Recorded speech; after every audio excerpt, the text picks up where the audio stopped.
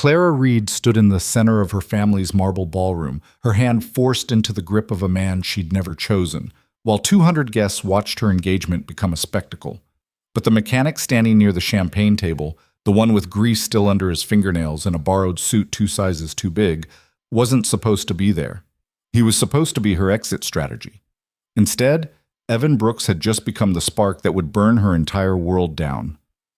One weekend. One lie. One family empire about to crack wide open, and neither of them saw it coming. If you want to see how a single father with nothing to lose took on the most powerful family in the state, stick around until the end. And when you're done, hit that like button and drop a comment with your city. I want to see how far this story travels. Evan Brooks wiped his hands on a rag that had stopped being useful 3 oil changes ago. The cloth just pushed the grease around, dark smears spreading across his palms like bruises that wouldn't heal. He tossed it onto the workbench and checked the clock mounted above the garage bay. 4:30. Sophie's school let out at 3:15, which meant Mrs. Patterson next door had picked her up an hour ago and was probably wondering when he'd show. He ducked out from under the Honda Civic he'd been working on and called toward the front office. "Jimmy, I'm heading out. Lock up when you're done with the Subaru." Jimmy's voice echoed back from somewhere near the tire rack. "You got it, boss." Boss? The word still felt strange even after 3 years of owning the place. Evan had bought the garage with the last of his savings and a loan that kept him up at night, but it beat working for someone else. At least here, when things went wrong, he only had himself to blame. He grabbed his jacket from the hook by the door and stepped into the October afternoon. The air smelled like engine exhaust and wet leaves, the kind of smell that clung to everything in a town where most people worked with their hands. Evan's truck sat at the edge of the lot, a '98 Silverado with a dent in the passenger door and a radio that only picked up AM stations. He'd been meaning to fix both for months. The drive to Mrs. Patterson's house took 4 minutes. Sophie was sitting on the porch steps when he pulled up, her backpack slouched beside her and her face buried in a book. She didn't look up until he was halfway across the lawn. "Hey, kiddo." "Dad." She closed the book and stood, slinging the backpack over one shoulder. "Mrs. Patterson made cookies again." "Did you say thank you?" "Obviously." Evan knocked on the front door anyway. Mrs. Patterson answered with a dish towel in her hands and a smile that made him feel guilty for being late. Again. "Evan, don't worry about it. She's been no trouble at all." "I appreciate it, really. I'll try to be on time tomorrow." Mrs. Patterson waved him off. "You work too hard. Both of you need to eat more. I'm sending some lasagna home with you." "You don't have to." "It's already in a container. Sophie, grab it from the kitchen." Sophie disappeared into the house and came back with a foil-covered dish that smelled like garlic and tomato sauce. Evan thanked Mrs. Patterson twice more before they made it back to the truck. "She's nice," Sophie said as she buckled her seatbelt. "She is. We're lucky to have her." She asked about Mom again. Evan's hands tightened on the steering wheel. "What did you tell her?" "That she's gone. Same thing I always say." He nodded and started the engine. They didn't talk about Sophie's mother much. There wasn't a lot to say. She'd left when Sophie was 3, decided motherhood wasn't for her, and Evan had been doing it alone ever since. He didn't blame her anymore. Not really. But the weight of raising a kid by himself hadn't gotten lighter with time. They stopped at the grocery store on the way home, Sophie trailing behind him with the cart while he grabbed the basics. Milk, bread, eggs, something green that Sophie would probably refuse to eat. The cashier recognized them and made small talk about the weather while Evan swiped his card and hoped it wouldn't decline. It didn't. Small victories. By the time they got home, the sun was starting to dip below the trees. Their house sat at the end of a gravel driveway, a 2-bedroom rental with siding that needed painting and a porch that sagged on one side. Evan kept meaning to fix it, but there were always more urgent things: leaking faucets, broken heaters, bills. Sophie went straight to her room to do homework, and Evan heated up the lasagna. They ate at the kitchen table, Sophie telling him about a science project on volcanoes and a girl in her class who wouldn't stop talking during reading time. Evan listened, asked the right questions, and tried not to think about the stack of invoices waiting in his desk drawer. After dinner, Sophie curled up on the couch with her book while Evan washed the dishes. The house was quiet except for the hum of the refrigerator and the occasional creak of the floorboards. It wasn't much, but it was theirs. And most nights, that was enough. The next morning started the same as every other. Evan woke at 6, made coffee, and checked the voicemails from customers who needed their cars fixed yesterday. Sophie stumbled into the kitchen at 7, still half asleep, and poured herself a bowl of cereal that she ate in silence. They were both morning people in theory, but practice was a different story. He dropped her off at school and made it to the garage by 8. Jimmy was already there, elbows deep in the engine of a Ford F-150 that had been misfiring for a week. "Morning," Evan said, setting his coffee on the workbench. Jimmy grunted without looking up. "Fuel pump's shot. I told the guy it'd be $300 for parts and labor. He said he'd think about it."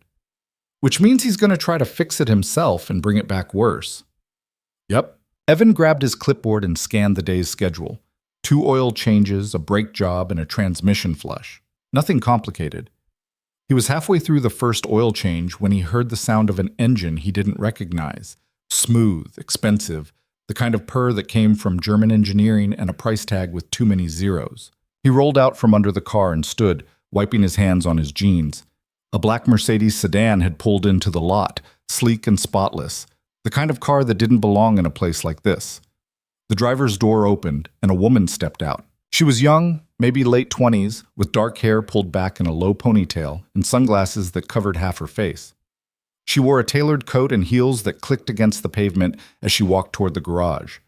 Everything about her screamed money, from the cut of her clothes to the way she moved, careful, controlled, like someone used to being watched.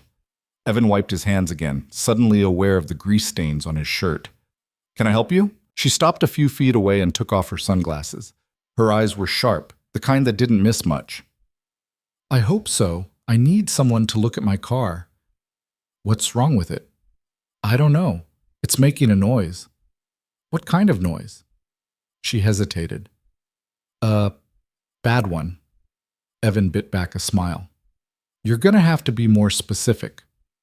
"It sounds like something's rattling, near the front, on the left side. Could be a lot of things." "I can take a look, but I've got a full schedule today. Might not get to it until tomorrow." "I'll pay extra if you can do it now." Evan raised an eyebrow.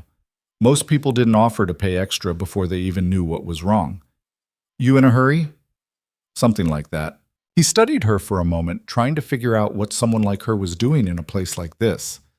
People with Mercedes sedans didn't usually stop at small-town garages unless they were desperate or lost. She didn't look lost. "All right," he said finally, "pull it into the bay and I'll take a look." She drove the car in slowly, too slow, like she wasn't sure where the corners were. Evan guided her with hand signals until the Mercedes was centered on the lift. She got out and stood to the side, arms crossed, watching him like she wasn't sure he knew what he was doing. He popped the hood and leaned in. The engine was clean, almost obsessively so, like it had been detailed within the last week. He checked the belts, the hoses, the fluid levels. Everything looked fine. He started the engine and listened. There it was. A faint rattling coming from the driver's side near the wheel well. "When did it start?" he asked without looking up. "A few days ago. It gets worse when I go over bumps." Evan crouched down and inspected the undercarriage. The heat shield on the exhaust system had come loose, vibrating against the metal frame every time the car moved. Simple fix. 5 minutes. Tops.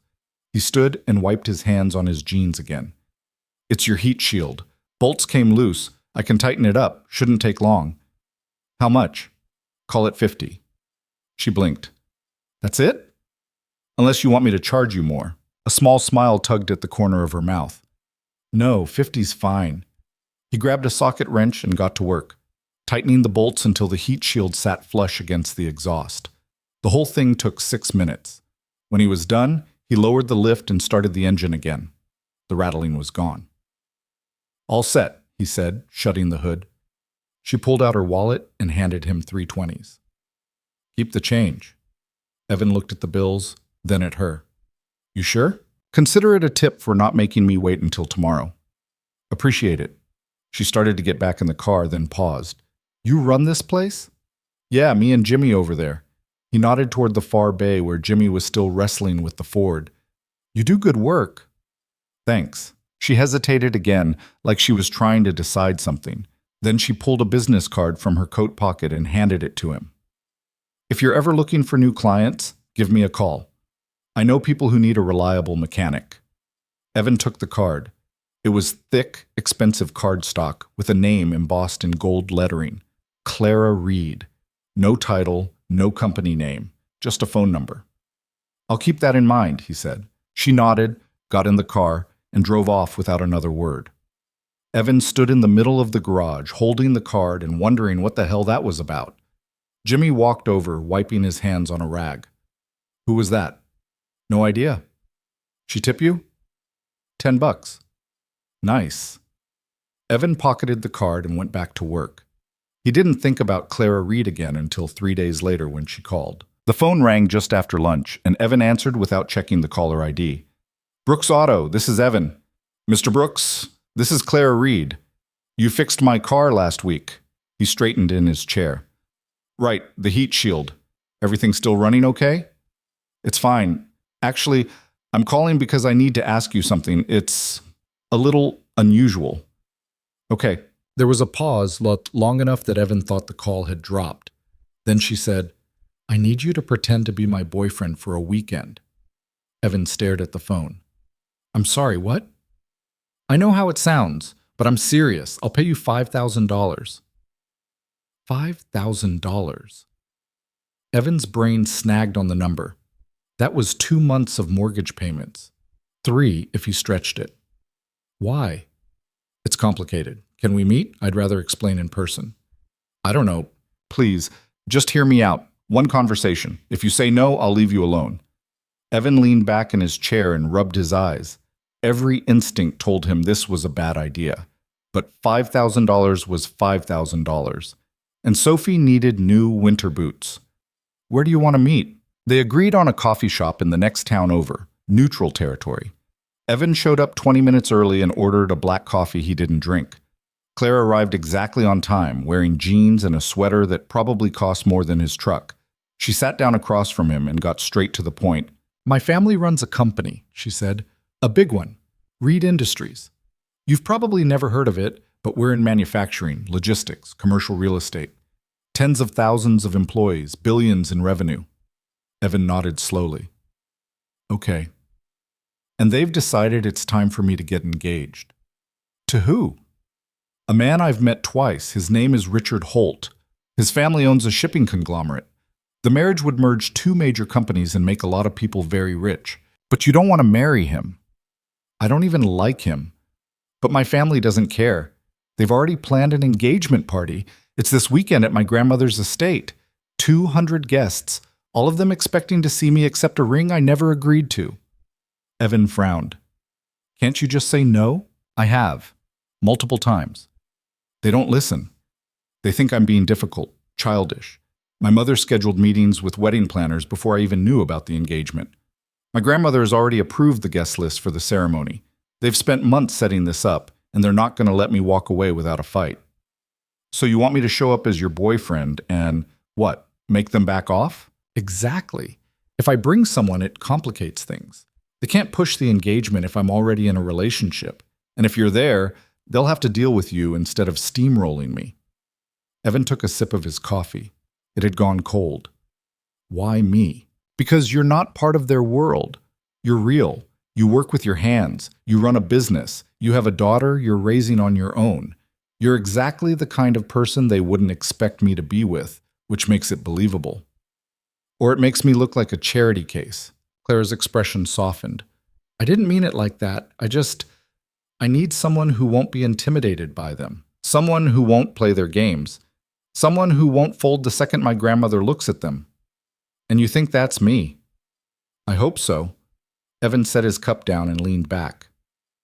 What happens after the weekend? We go our separate ways. You get your money, I get my freedom. Simple. Nothing about this sounded simple. But $5,000 was sitting on the table, and Evan couldn't afford to be picky. I have a daughter, he said. She's 9. I can't just disappear for a weekend without explaining where I'm going. Bring her. Absolutely not. Then tell her you're working. Tell her it's a job. I don't care. But I need an answer, Mr. Brooks. The party's in 4 days. Evan thought about Sophie's winter boots, about the stack of bills in his desk drawer, about the loan payment that was due in 2 weeks and the fact that he hadn't had $5,000 in savings since before he bought the garage. He thought about how tired he was of scraping by, of counting pennies, of lying awake at night wondering if he'd made the right choices. "All right," he said, "I'll do it." Clara's shoulders relaxed, and for the first time since she'd sat down, she looked like she might actually smile. "Thank you." "Don't thank me yet. I haven't met your family. Trust me, you'll earn every dollar." She pulled a folded piece of paper from her purse and slid it across the table. "This is everything you need to know. My family's names, the company structure, the kind of questions they'll ask, and the answers I need you to give. Memorize it." Evan unfolded the paper and scanned the contents. Margaret Reed, grandmother, CEO. Victoria Reed, mother, COO. There were cousins, board members, advisors, a whole ecosystem of people he'd never heard of. At the bottom of the page was a handwritten note. "Be yourself, but polished. Don't try to impress them. Just don't embarrass me." "Polished," Evan repeated. "I'm sending you a suit. It'll be delivered tomorrow. Wear it. And for the love of everything, don't show up with grease under your fingernails." "I'll do my best." Clara stood and extended her hand. "I'll pick you up Friday at 2. Be ready." Evan shook her hand and watched her leave. When she was gone, he sat alone in the coffee shop, staring at the paper in his hands and wondering what he'd just agreed to. The next 3 days passed in a blur. The suit arrived in a garment bag with a note that said simply, "This should fit." It did, which was somehow more unsettling than if it hadn't. Clara called twice to go over details, how they met at the garage, how long they'd been dating, 3 months, what he did for a living, mechanic, small business owner, don't elaborate. Her voice was tight with the kind of stress Evan recognized from people who didn't sleep enough. He told Sophie he had a work trip, which wasn't technically a lie. Mrs. Patterson agreed to watch her for the weekend, and Sophie seemed more interested in the cookies she'd get than where her dad was going. "Where are you working?" Sophie asked Thursday night over dinner. "Out of town. A guy needs help with some vintage cars, special job." "Are you going to make a lot of money?" Evan hesitated. "Some, yeah." "Can we get pizza when you come back?" "Sure, kiddo." She smiled and went back to her mac and cheese, satisfied. Evan felt like a liar, which wasn't far from the truth. On Friday afternoon, Clara picked him up in the Mercedes. She looked different, more polished, more guarded, like she'd put on armor instead of clothes. Her hair was styled, her makeup perfect, her expression carefully neutral. She glanced at him as he climbed into the passenger seat. "You clean up well," she said. "Don't sound so surprised." "I'm not, just relieved." Evan buckled his seatbelt and tried not to think about how out of place he felt. The suit fit perfectly, but it didn't feel like his. None of this felt like his. "You ready?" she asked. "Not even a little." She almost smiled. "Good.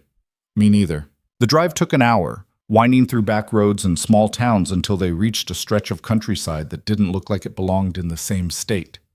The estates here were massive, hidden behind stone walls and iron gates, the kind of places that had names instead of addresses. Claire turned onto a long driveway lined with oak trees, and Evan got his first look at the house. It wasn't a house. It was a mansion, 3 stories of white stone and tall windows, with gardens that stretched out in every direction like something from a painting. There were fountains, sculpted hedges, a cobblestone courtyard with cars that cost more than Evan's garage. Staff moved through the grounds in coordinated silence, carrying trays and adjusting flowers and making sure everything looked like a movie set. "You grew up here?" he asked. "Unfortunately." She parked near the front entrance, and a man in a suit, not a guest, staff, opened the door for her. Evan got out on his own and adjusted the collar of the suit Clara had sent him. It fit perfectly, which somehow made him feel worse. Clara came around the car and linked her arm through his. Her grip was tight, almost desperate. "Just follow my lead," she said quietly. "That's the plan." They walked up the stone steps together, and the front door opened before they reached it. A woman stood in the entryway, older, severe, with silver hair pulled back so tight it looked painful. Her eyes swept over Evan like he was something she'd found on the bottom of her shoe. "Clara," the woman said, "you're late." "Traffic," Clara replied smoothly. "Grandmother, this is Evan Brooks. Evan, this is my grandmother, Margaret Reed." Margaret didn't offer her hand. "Mr. Brooks? How unexpected." Evan forced a smile. Nice to meet you, ma'am. Margaret's gaze lingered on him for a moment longer, cataloging every detail. The suit, the posture, the faint calluses on his hands that no amount of scrubbing could hide. Then she turned to Clara. Your mother is in the sitting room. She'll want to speak with you before the guests arrive. I'm sure she will. Margaret walked away without another word, her heels clicking against the marble floor like a countdown. Clara's grip on Evan's arm tightened. That went well, he said. That was her being polite. They stepped into the house, and Evan tried not to stare. The entryway alone was bigger than his entire living room, with a chandelier overhead that looked like it belonged in a museum. Everything was white and gold, polished to a shine that made him afraid to touch anything. There were paintings on the walls, originals, not prints, and furniture that looked like it had never been sat in. Clara led him through a maze of hallways, past rooms he couldn't name, and staff who nodded without making eye contact. They finally reached a sitting room where a woman in her 50s sat with a glass of wine and an expression that could freeze water. She looked up when they entered, and her eyes went straight to Evan. Clara, the woman said, who is this? Mother, this is Evan Brooks, my boyfriend. The room went very, very quiet. Clara's mother set down her wine glass with the kind of precision that suggested she wanted to throw it. I'm sorry, did you say boyfriend? Yes. Since when? A few months now. The woman stood, her gaze moving from Clara to Evan and back again. She was tall, elegant, wearing a dress that probably cost more than Evan's truck and jewelry that caught the light like tiny stars. And you didn't think to mention this before today? It didn't come up. It didn't come up. Clara's mother repeated the words like they were a foreign language. Clara, we have 200 people arriving in 3 hours for your engagement party to Richard Holt, the man you are supposed to marry. I never agreed to that. You didn't have to agree. It's already been decided. Evan cleared his throat. Both women turned to look at him, and he immediately regretted drawing attention to himself. Maybe I should wait outside. You should stay exactly where you are, Clara's mother said coldly. She turned back to Clara. Who is this man? Really? I told you, my boyfriend. And what does he do? He's a mechanic. He owns a garage. The silence that followed was worse than the one before. Clara's mother looked at Evan like he'd just crawled out of a drain. A mechanic. That's right, Evan said evenly. How charming. The word dripped with condescension. And where did you two meet? At a gas station? At his garage, actually, Clara said. My car broke down. He fixed it. We started talking. How romantic. Victoria's smile was razor sharp. And you thought bringing him here to your engagement party was an appropriate decision? There is no engagement. I told you I'm not marrying Richard. You've made that abundantly clear. What you haven't explained is why you thought parading a stranger in front of our family and 200 of our closest business associates was the solution to your tantrum. Clara's jaw tightened. This isn't a tantrum, Mother. This is me living my own life. Your life? Victoria laughed, sharp and bitter. Clara, you don't have a life separate from this family. Everything you have, your education, your trust fund, the roof over your head, exists because of Reed Industries, because of the sacrifices your grandmother and I made to build this company. And you repay us by embarrassing us in front of the Holts? I'm not embarrassing anyone. I'm making a choice. A choice. Victoria picked up her wine and took a long drink. You've always been selfish, Clara, but this is beyond even you. Your grandmother will be furious. Let her be furious. You have no idea what you've done. Victoria's gaze shifted to Evan, cold and calculating. Mr. Brooks, was it? Yes, ma'am. Tell me, what are your intentions with my daughter? Evan hesitated. Clara had prepared him for a lot of questions, but not this one. I care about her. That's not what I asked. I know what you asked, and I'm telling you, I care about Clara. That's my intention. Victoria's eyes narrowed. How much is she paying you? The room went silent again. Clara's face flushed red. Mother, it's a fair question. Victoria set down her glass and folded her arms. A mechanic from nowhere shows up on the day of his girlfriend's engagement party, wearing a suit that clearly didn't come from his closet, and expects me to believe this is real? Please. I wasn't born yesterday. Evan met her gaze without flinching. Believe what you want. I'm here because Clara asked me to be. And you just happened to have a free weekend. I made time. How convenient. Victoria turned back to Clara. This is pathetic, even for you. If you wanted to sabotage the engagement, you could have at least found someone convincing. Clara's hands balled into fists. Get out. Excuse me? I said get out. This is my conversation, not yours. Clara, out. Now. Victoria's expression hardened. For a moment, Evan thought she might argue, but then she picked up her wine glass and walked toward the door. She paused in the doorway and looked back at Clara. Your grandmother will hear about this, she said quietly. And when she does, you'll regret it. She left, and the door clicked shut behind her. Clara stood frozen in the middle of the room, her chest rising and falling like she'd just run a mile. Evan waited, unsure if he should say something or stay quiet. I'm sorry, Clara said finally. For what? For that, for her, for all of this. She sank into one of the chairs and put her head in her hands. I knew she'd be awful, but I didn't think she'd be that awful. Evan sat down across from her. She thinks I'm a con artist. She thinks everyone's a con artist. Fair point. Clara looked up, her eyes red but dry. You didn't have to defend me. Yeah, I did. That's the job, isn't it? She almost smiled. The job's pretending to be my boyfriend, not taking bullets from my mother. Consider it a bonus. This time she did smile, small and fleeting, but real. Thank you. Don't thank me yet, the party hasn't even started. As if on cue, the sound of voices drifted in from the hallway, guests arriving, staff directing them toward the ballroom. Clara stood and smoothed her dress, the armor sliding back into place. Ready? She asked. Evan stood and offered his arm, as I'll ever be.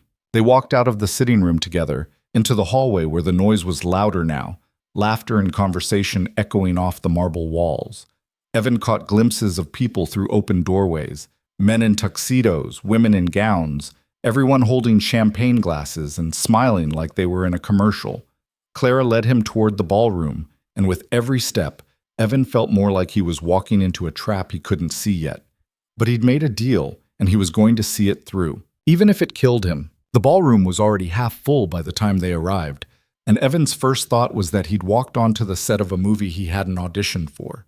Crystal chandeliers hung from a ceiling painted with clouds and cherubs, casting warm light over marble floors so polished he could see his reflection. Round tables draped in white linen filled the space, each one centered with arrangements of roses and orchids that probably cost more than his weekly grocery budget. A string quartet played near the far wall, their music barely audible over the hum of conversation. Clara's grip on his arm was the only thing that felt real. Smile, she murmured, and whatever you do, don't look terrified. Too late for that. A server appeared with a tray of champagne flutes. Clara took two and handed one to Evan. He accepted it without drinking, using it as something to hold while people he didn't know glanced in their direction. Some smiled politely. Others whispered to each other, their eyes lingering on him just long enough to make it clear they were trying to figure out who he was and why he didn't belong. Clara! A woman in an emerald dress waved from across the room and started toward them, her heels clicking rapidly against the marble.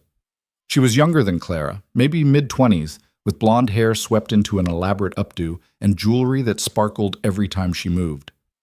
Brace yourself, Clara said under her breath. The woman reached them and immediately pulled Clara into a hug that looked more performative than affectionate. I've been looking everywhere for you. Mother said you were here, but I didn't believe... She stopped mid-sentence when she noticed Evan. Oh, who's this? Evan Brooks, Clara said. Evan, this is my cousin Natalie. Natalie's eyes widened slightly, and Evan could practically see the calculations happening behind them. Your cousin, she repeated slowly. The one getting engaged tonight? That would be me, Clara said. But you brought... Natalie gestured vaguely at Evan. I'm sorry, I'm confused. Is Richard here? No. Then who... Evan is my boyfriend, Clara said, her voice steady and clear. I'm not getting engaged to Richard. I thought I made that obvious. Natalie's mouth opened, closed, then opened again. Does Aunt Victoria know? She knows. And grandmother? She will. Natalie looked between them, her expression shifting from shock to something that might have been delight. Oh my God! You're serious?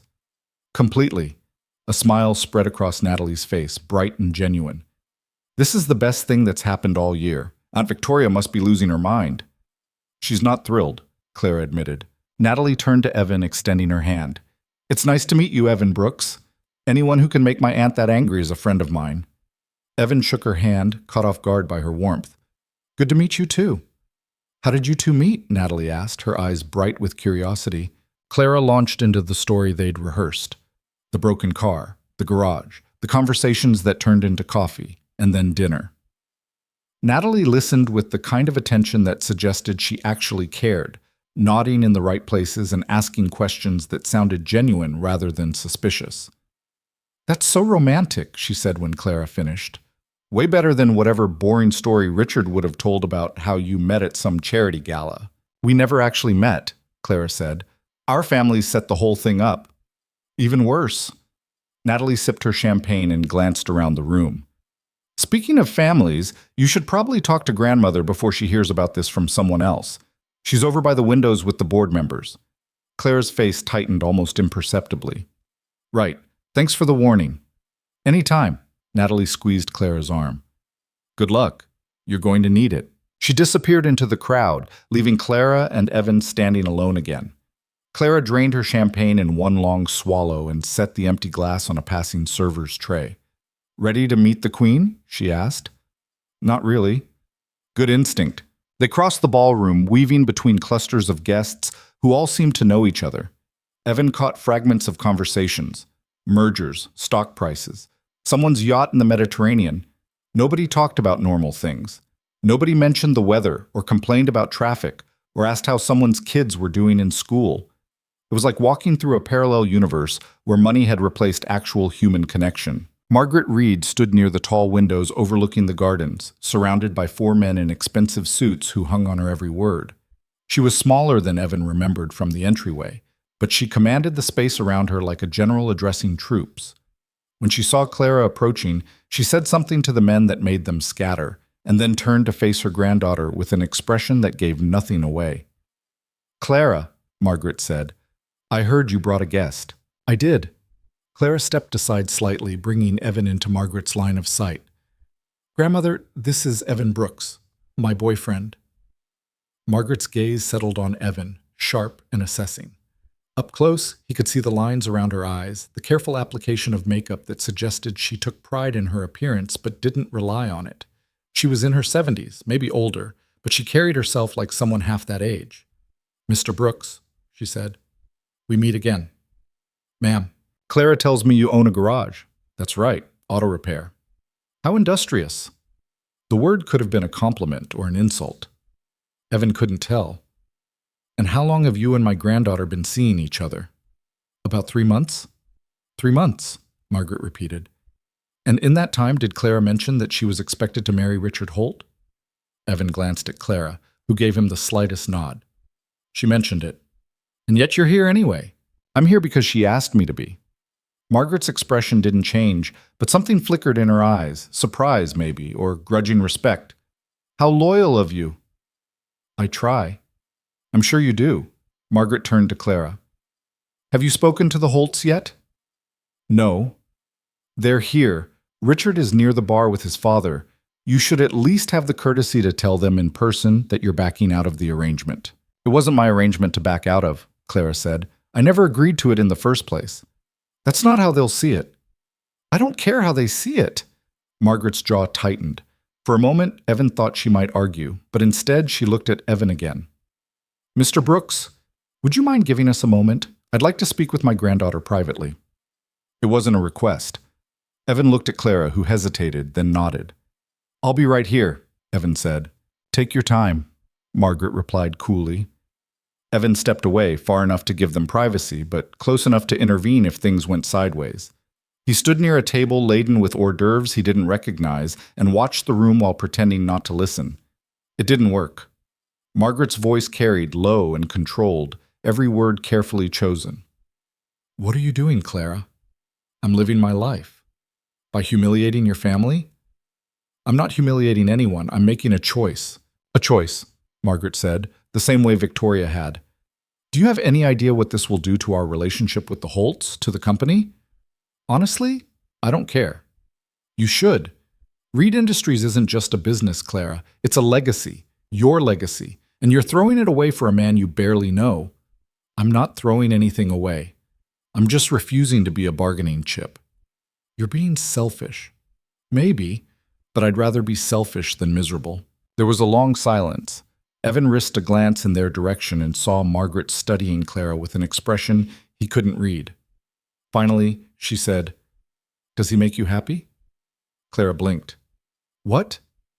"The mechanic. Does he make you happy?" "Yes." "Are you sure? Or are you just using him to prove a point?" Clara's voice went quiet. "I'm sure." Margaret was silent for another moment, then she sighed. "Very well. If you're determined to do this, then do it properly. Don't hide in the corner. Go talk to Richard and his father. Tell them yourself. Show them you're serious. And if they don't take it well, then that's their problem, not yours. But you owe them an explanation, face to face." Clara nodded slowly. "All right." Margaret glanced past her toward Evan. "And Mr. Brooks?" "Yes, ma'am?" "Don't make me regret allowing this." It wasn't permission, exactly, but it wasn't a refusal either. Evan took it as a win. Clara returned to his side, her face pale but composed. "That went better than I expected. She didn't throw you out." "Low bar, but accurate." Clara took a breath when, "Come on, we need to find Richard." They found him exactly where Margaret said he'd be, near the bar, talking to an older man who shared his sharp features and expensive haircut. Richard Holt was in his early 30s, tall and polished in the way that came from private schools and country clubs. He had the kind of face that belonged on a corporate website, handsome in a generic way that suggested he'd never had to work for anyone's attention. He looked up as they approached, and his expression shifted from mild interest to confusion to something harder. "Clara," he said, "I was starting to think you weren't coming." "I'm here," she said. "So I see." His gaze moved to Evan, lingering just long enough to be rude. "And you brought a friend." "Richard, this is Evan Brooks. Evan, this is Richard Holt." Richard extended his hand and Evan shook it. The grip was firm, competitive, the kind of handshake that was meant to prove something. Evan matched it and let go first. "Nice to meet you," Richard said, though his tone suggested otherwise. "How do you know Clara?" "We're dating," Clara said before Evan could answer. The words landed like a stone in still water. Richard's smile froze in place, and the older man beside him, his father, presumably, set down his drink with deliberate care. "I'm sorry," Richard said slowly. "Did you say dating?" "Yes." "Since when?" "A few months now." Richard laughed, short and sharp. "You're joking." "I'm not." The smile disappeared.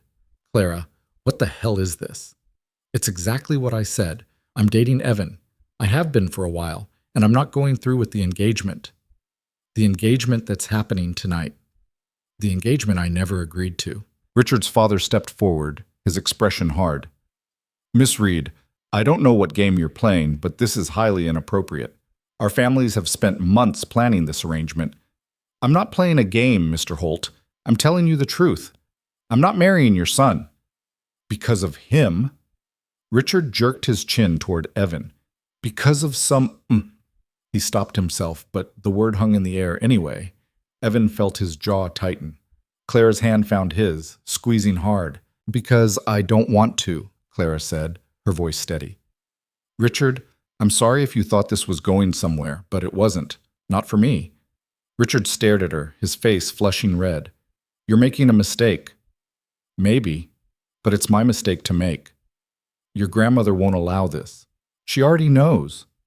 That seemed to catch him off guard. He glanced at his father, who looked equally surprised. "She knows?" "I just told her." "And she's fine with it?" "She's not thrilled, but she's letting me make my own choice." Richard's expression shifted from anger to something uglier. Resentment, maybe, or wounded pride. "You know what this looks like, right? You show up with some nobody and expect everyone to just accept it?" "I don't care what it looks like," Clara said. "Well, you should, because people are going to talk. They're going to say you're slumming, that you're going through a phase, and when you come to your senses, don't expect me to be waiting." I won't. Richard opened his mouth to say something else, then seemed to think better of it. He turned to his father. Let's go. We're done here. They walked away without another word, leaving Clara and Evan standing alone by the bar. Clara's hand was still gripping his tight enough that his fingers were starting to go numb. You okay? Evan asked. She nodded, then shook her head. I don't know. That was awful. Yeah, it was. I'm sorry you had to see that. Don't apologize, he's an asshole. Clara let out a shaky laugh. Yeah, he really is. A server approached with fresh champagne, and Clara took another glass. Evan stuck with water. Around them, the party continued as if nothing had happened, though he could feel the weight of eyes turning in their direction, whispers spreading like ripples across the room. They're all talking about us, Clara said quietly. Let them talk. Easy for you to say. You don't have to live with these people. Neither do you. She looked at him, surprised. What do you mean? I mean, you don't owe them anything. You could walk out of here right now and never come back. It's not that simple. Why not? Clara opened her mouth to answer, then closed it. She stared at her champagne glass like it might have the answer written on the bottom. Because this is my family, my life, everything I know. Is it worth it? She didn't answer right away. When she did, her voice was barely above a whisper. I don't know anymore. Before Evan could respond, a man in his 40s appeared at Clara's elbow. He was shorter than Evan, with thinning hair and the kind of smile that didn't reach his eyes. Clara, the man said, I have to say, this is quite the surprise. Hello, Uncle Thomas, Clara said, her tone carefully neutral. Thomas Reed turned his attention to Evan, looking him up and down like he was evaluating livestock. And you must be the famous boyfriend, Thomas Reed, Clara's uncle. Evan shook his hand. Evan Brooks. So I've heard. Quite the entrance you've made tonight. Wasn't really planning on making an entrance. No, I suppose not. Thomas smiled, but there was no warmth in it. Tell me, Mr. Brooks, what is it you do for a living? I own an auto repair shop. How fascinating. And business is good? Good enough. Good enough, Thomas repeated, like he was tasting the words. Well, that's certainly honest. I appreciate honesty. Clara's hand tightened on Evan's arm. Uncle Thomas, we were just… I'm sure you were, but I wanted a moment with your young man here. You don't mind, do you? It wasn't really a question.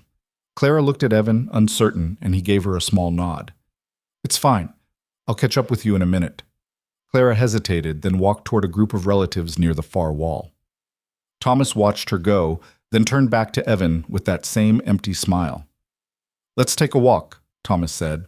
He led Evan out of the ballroom and down a hallway lined with portraits of stern-looking people in old-fashioned clothes. They stopped in front of a window overlooking the gardens, where the party lights cast long shadows across the manicured lawns. Beautiful, isn't it? Thomas said. My mother built these gardens herself, spent 20 years getting them just right. She was very particular about details. Evan didn't say anything. Thomas turned to face him. How much is she paying you? The question landed like a slap. Evan kept his expression neutral. Excuse me? It's a simple question, Mr. Brooks. How much is Clara paying you to play this part? I'm not playing a part. Please. I've been in this family long enough to recognize a performance when I see one. You're good. I'll give you that. The humble mechanic routine is very convincing, but let's not insult each other's intelligence. Evan met his gaze without flinching. Think what you want. I will. And what I think is that my niece is desperate enough to hire someone to get her out of an arrangement she doesn't like. Which, to be fair, shows some creativity. But it won't work. Why not? Because this family doesn't bend for outsiders, Mr. Brooks. We don't change our plans because someone shows up with a good story. Margaret might be tolerating this little stunt for now, but it won't last.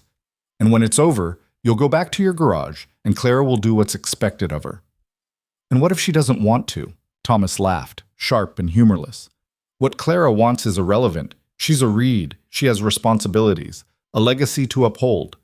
You think you're helping her by encouraging this rebellion, but you're not. You're just making it harder for her when reality sets in. Maybe reality needs to set in for all of you, Evan said. Thomas's smile faded. Careful, Mr. Brooks. You're a guest here, and guests can be asked to leave. I'll leave when Clara asks me to, not before. We'll see about that. Thomas straightened his jacket. Enjoy the rest of the evening, and don't get too comfortable. You won't be staying long. He walked away, leaving Evan alone in the hallway. Evan stood there for a moment, his hands clenched into fists, then forced himself to relax. Getting angry wouldn't help. Thomas was trying to rattle him, and Evan wasn't going to give him the satisfaction. He made his way back to the ballroom and found Clara talking to Natalie near one of the dessert tables. She looked up when he approached, relief crossing her face. "What did he want?" she asked. "To let me know I don't belong here." Clara's expression darkened. He had no right. "It's fine. He's not wrong." "Yes, he is." Clara grabbed his hand. "Come on, let's get some air." She led him through a side door onto a terrace that overlooked the gardens. The night air was cool and clean, a relief after the stuffiness of the ballroom. They stood at the railing, side by side, watching the light shimmer on the fountain below. "I'm sorry," Clara said after a moment. "For what?" "For my family, for Thomas, for all of this." "You don't have to apologize." "Yes, I do. I brought you into this mess.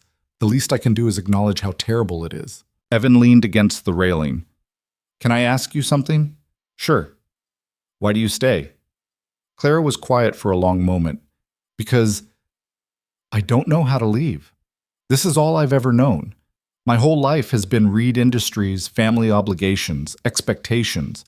I've never had to figure out who I am outside of that. And the idea of starting over, of building something that's just mine, it's terrifying. More terrifying than marrying someone you don't love?" She smiled sadly. "Apparently not. Or I wouldn't have called you. You're braver than you think." "I don't feel brave. I feel like I'm about to fall apart."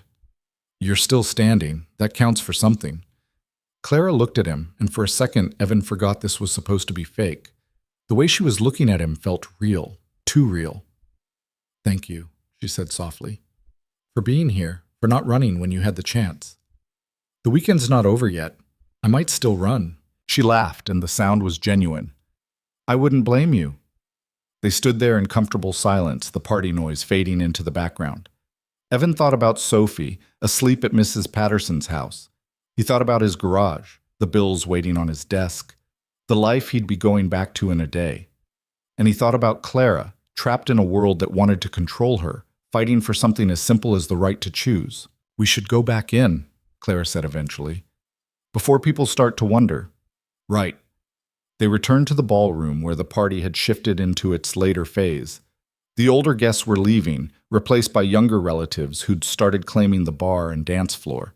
Music played louder now, something with a beat that made the chandeliers tremble slightly. Natalie found them again, slightly tipsy and more cheerful than before. "You two should dance," she announced. "That's not necessary," Clara said. "Yes, it is. Everyone's watching anyway. Might as well give them something to look at." Clara glanced at Evan. "You don't have to sit." "It's fine," Evan said. He offered his hand. "One dance won't kill us." They made their way to the dance floor where a few other couples swayed to something slow. Evan hadn't danced in years. Not since Sophie's mother left, and even then it had been awkward. But he put one hand on Clara's waist and took her hand with the other, trying to remember how this was supposed to work. "You're tense," Clara murmured. "I don't dance much." "Neither do I. We'll figure it out." They moved in slow circles, not quite in time with the music, but close enough. Around them people watched, some with curiosity, others with barely concealed judgment. Evan tried to ignore them and focus on Clara, on the way she fit against him, on the fact that none of this was supposed to feel as natural as it did. "This is weird," Clara said. "Yeah." "But kind of nice?" "Yeah." She rested her head against his shoulder, and Evan felt something shift in his chest. This was supposed to be a job. A transaction. $5,000 for a weekend of pretending. But somewhere between the champagne and the confrontations and the quiet moments on the terrace, it had started to feel like something else. The song ended and they pulled apart. Claire's eyes met his, and for a second, neither of them moved. Then someone bumped into Evan from behind, breaking the moment, and they both stepped off the dance floor. "I need a break," Clara said. "Let's sit." They found an empty table near the edge of the room and collapsed into chairs. Evan's feet hurt, his head hurt, and he was exhausted from trying to navigate a world he didn't understand. "How much longer?" he asked. "A few more hours. Most of the older guests will leave by midnight. After that, it's just family." "Great," Clara smiled. "You're doing well. Better than I expected, honestly." "What did you expect?" "I don't know. Panic? Running for the exit? You've handled everything they've thrown at you." "They haven't thrown that much." "Give it time." As if on cue, Victoria Reed appeared beside their table. She didn't sit, just stood there with her arms crossed and her expression glacial. "Clara," she said. "A word. Now." Clara's jaw tightened. "Can it wait?" "No." Evan started to stand. "I'll give you some space." "Stay," Victoria said sharply. "This concerns you too." Clara stood slowly, and Evan followed her. Victoria led them to a small study off the main hallway and closed the door behind them. The room was lined with bookshelves and dominated by a massive desk that looked like it had been there since the house was built. Victoria turned to face them, her expression cold. "I just got off the phone with Robert Holt, Richard's father." "And?" Clara asked. "And he's furious.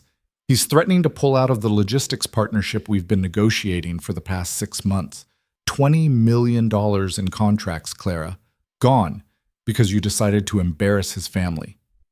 "I didn't embarrass anyone. I just told the truth." "Your truth isn't worth $20 million. "Maybe it is to me." Victoria's eyes flashed. "This isn't about you. It's about the company, about the people who depend on Reed Industries for their livelihoods. You're putting all of that at risk for what? A mechanic you barely know?" "I know him well enough." "Do you?" Victoria turned to Evan. "Tell me, Mr. Brooks, what's your endgame here? Are you planning to marry my daughter? Support her on a mechanic's salary? Or are you just along for the ride until something better comes along?" Evan held her gaze. "I'm here because Clara asked me to be. That's it." "That's not an answer." "It's the only one you're getting." Victoria's lip curled. "You're out of your depth, Mr. Brooks, and when this little fantasy falls apart, you're going to regret ever walking through that door." "Maybe," Evan said, "but that's not your call to make." Victoria looked at him for a long moment, then turned back to Clara. "You have until tomorrow morning to fix this. Apologize to the Holts. End this charade, or I'll handle it myself." "There's nothing to fix," Clara said. "I'm not apologizing, and I'm not ending anything." "Then you're a fool." Victoria walked out, slamming the door behind her. Clara stood frozen in the middle of the study, her hands shaking. "She's going to make this worse," Clara said quietly. "How? I don't know. But she will. She always does." Evan wanted to tell her it would be okay, that everything would work out, but he didn't know if that was true. So instead, he just stood beside her, solid and present, and hoped that was enough. They returned to the ballroom one more time, enduring another hour of sideways glances and whispered conversations. By the time midnight rolled around, Evan was ready to collapse. Clara looked just as exhausted, her earlier defiance worn down by the weight of the evening. "Let's call it," she said. "I can't do this anymore tonight." They slipped out quietly, avoiding the remaining guests, and made their way upstairs. The hallway was blessedly silent, the thick carpet swallowing the sound of their footsteps. "Thank you," Clara said when they reached her door. "For everything tonight. I know it was awful." "It wasn't great," Evan admitted. "But I've had worse." She smiled weakly. "Liar." "Get some sleep. Tomorrow's going to be rough." "I know." She disappeared into her room, and Evan continued down the hall to his. He closed the door, pulled off the suit jacket, and sat on the edge of the bed. His phone showed 3 missed calls from Mrs. Patterson. He dialed her number, and she answered immediately. "Evan? Thank goodness." "Is Sophie okay?" "She's fine. She's asleep now. But she had a hard time settling down. She kept asking when you'd be home." Guilt twisted in his chest. "Can I talk to her in the morning?" "Of course. First thing." "Thanks, Mrs. Patterson. I owe you. Just get home safe." He hung up and lay back on the bed, staring at the ceiling. He thought about Sophie, missing her dad. He thought about Clara, fighting a battle she might not win. He thought about the $5,000 that was supposed to make this simple, and how nothing about any of this was simple anymore. Tomorrow, Margaret wanted to see them. Tomorrow, Victoria would make good on her threat. Tomorrow, everything would probably get worse. But tonight, Evan was too tired to care. He closed his eyes and let sleep take him, knowing he'd need whatever rest he could get for whatever came next. Evan woke to sunlight streaming through windows he didn't recognize and spent 3 confused seconds wondering where the hell he was before the previous night came rushing back. The ballroom. The confrontations. Clara's mother threatening him in a study that probably cost more than his house. He checked his phone, 7:30, and saw a text from Mrs. Patterson sent 20 minutes ago. "Sophie's awake and asking about you. Call when you can." He dialed immediately. Sophie answered on the second ring, her voice small and sleepy. "Dad?" "Hey, kiddo. How you doing?" "Okay. When are you coming home?" "Tonight. I promise." "Mrs. Patterson made pancakes." "That's good. You being nice to her?" "Yeah." A pause. "I miss you." The words hit harder than they should have. "I miss you too, Soph. I'll be home before dinner, okay? We can get that pizza I promised." "With extra cheese?" "With extra cheese." That seemed to satisfy her. They talked for a few more minutes about nothing important. Her book, the neighbor's cat, whether she could stay up late on Sunday, and by the time they hung up, Evan felt marginally less like a terrible father. Marginally. He showered, dressed in the same suit from last night because it was the only thing he had that didn't smell like motor oil, and made his way downstairs. The house was quieter in the morning, the staff moving through the halls with practiced silence. He found the dining room by following the smell of coffee, and discovered Clara already there, sitting alone at a table that could have seated 20. She looked up when he entered, and Evan could see the exhaustion in her face. She hadn't slept well either. "Morning?" she said. "Morning." He poured himself coffee from a silver carafe on the sideboard and sat across from her. "You eat yet?" "Not hungry." "You should eat something. You sound like my grandmother." "Your grandmother scares me. I'm taking that as a compliment." Clara smiled faintly.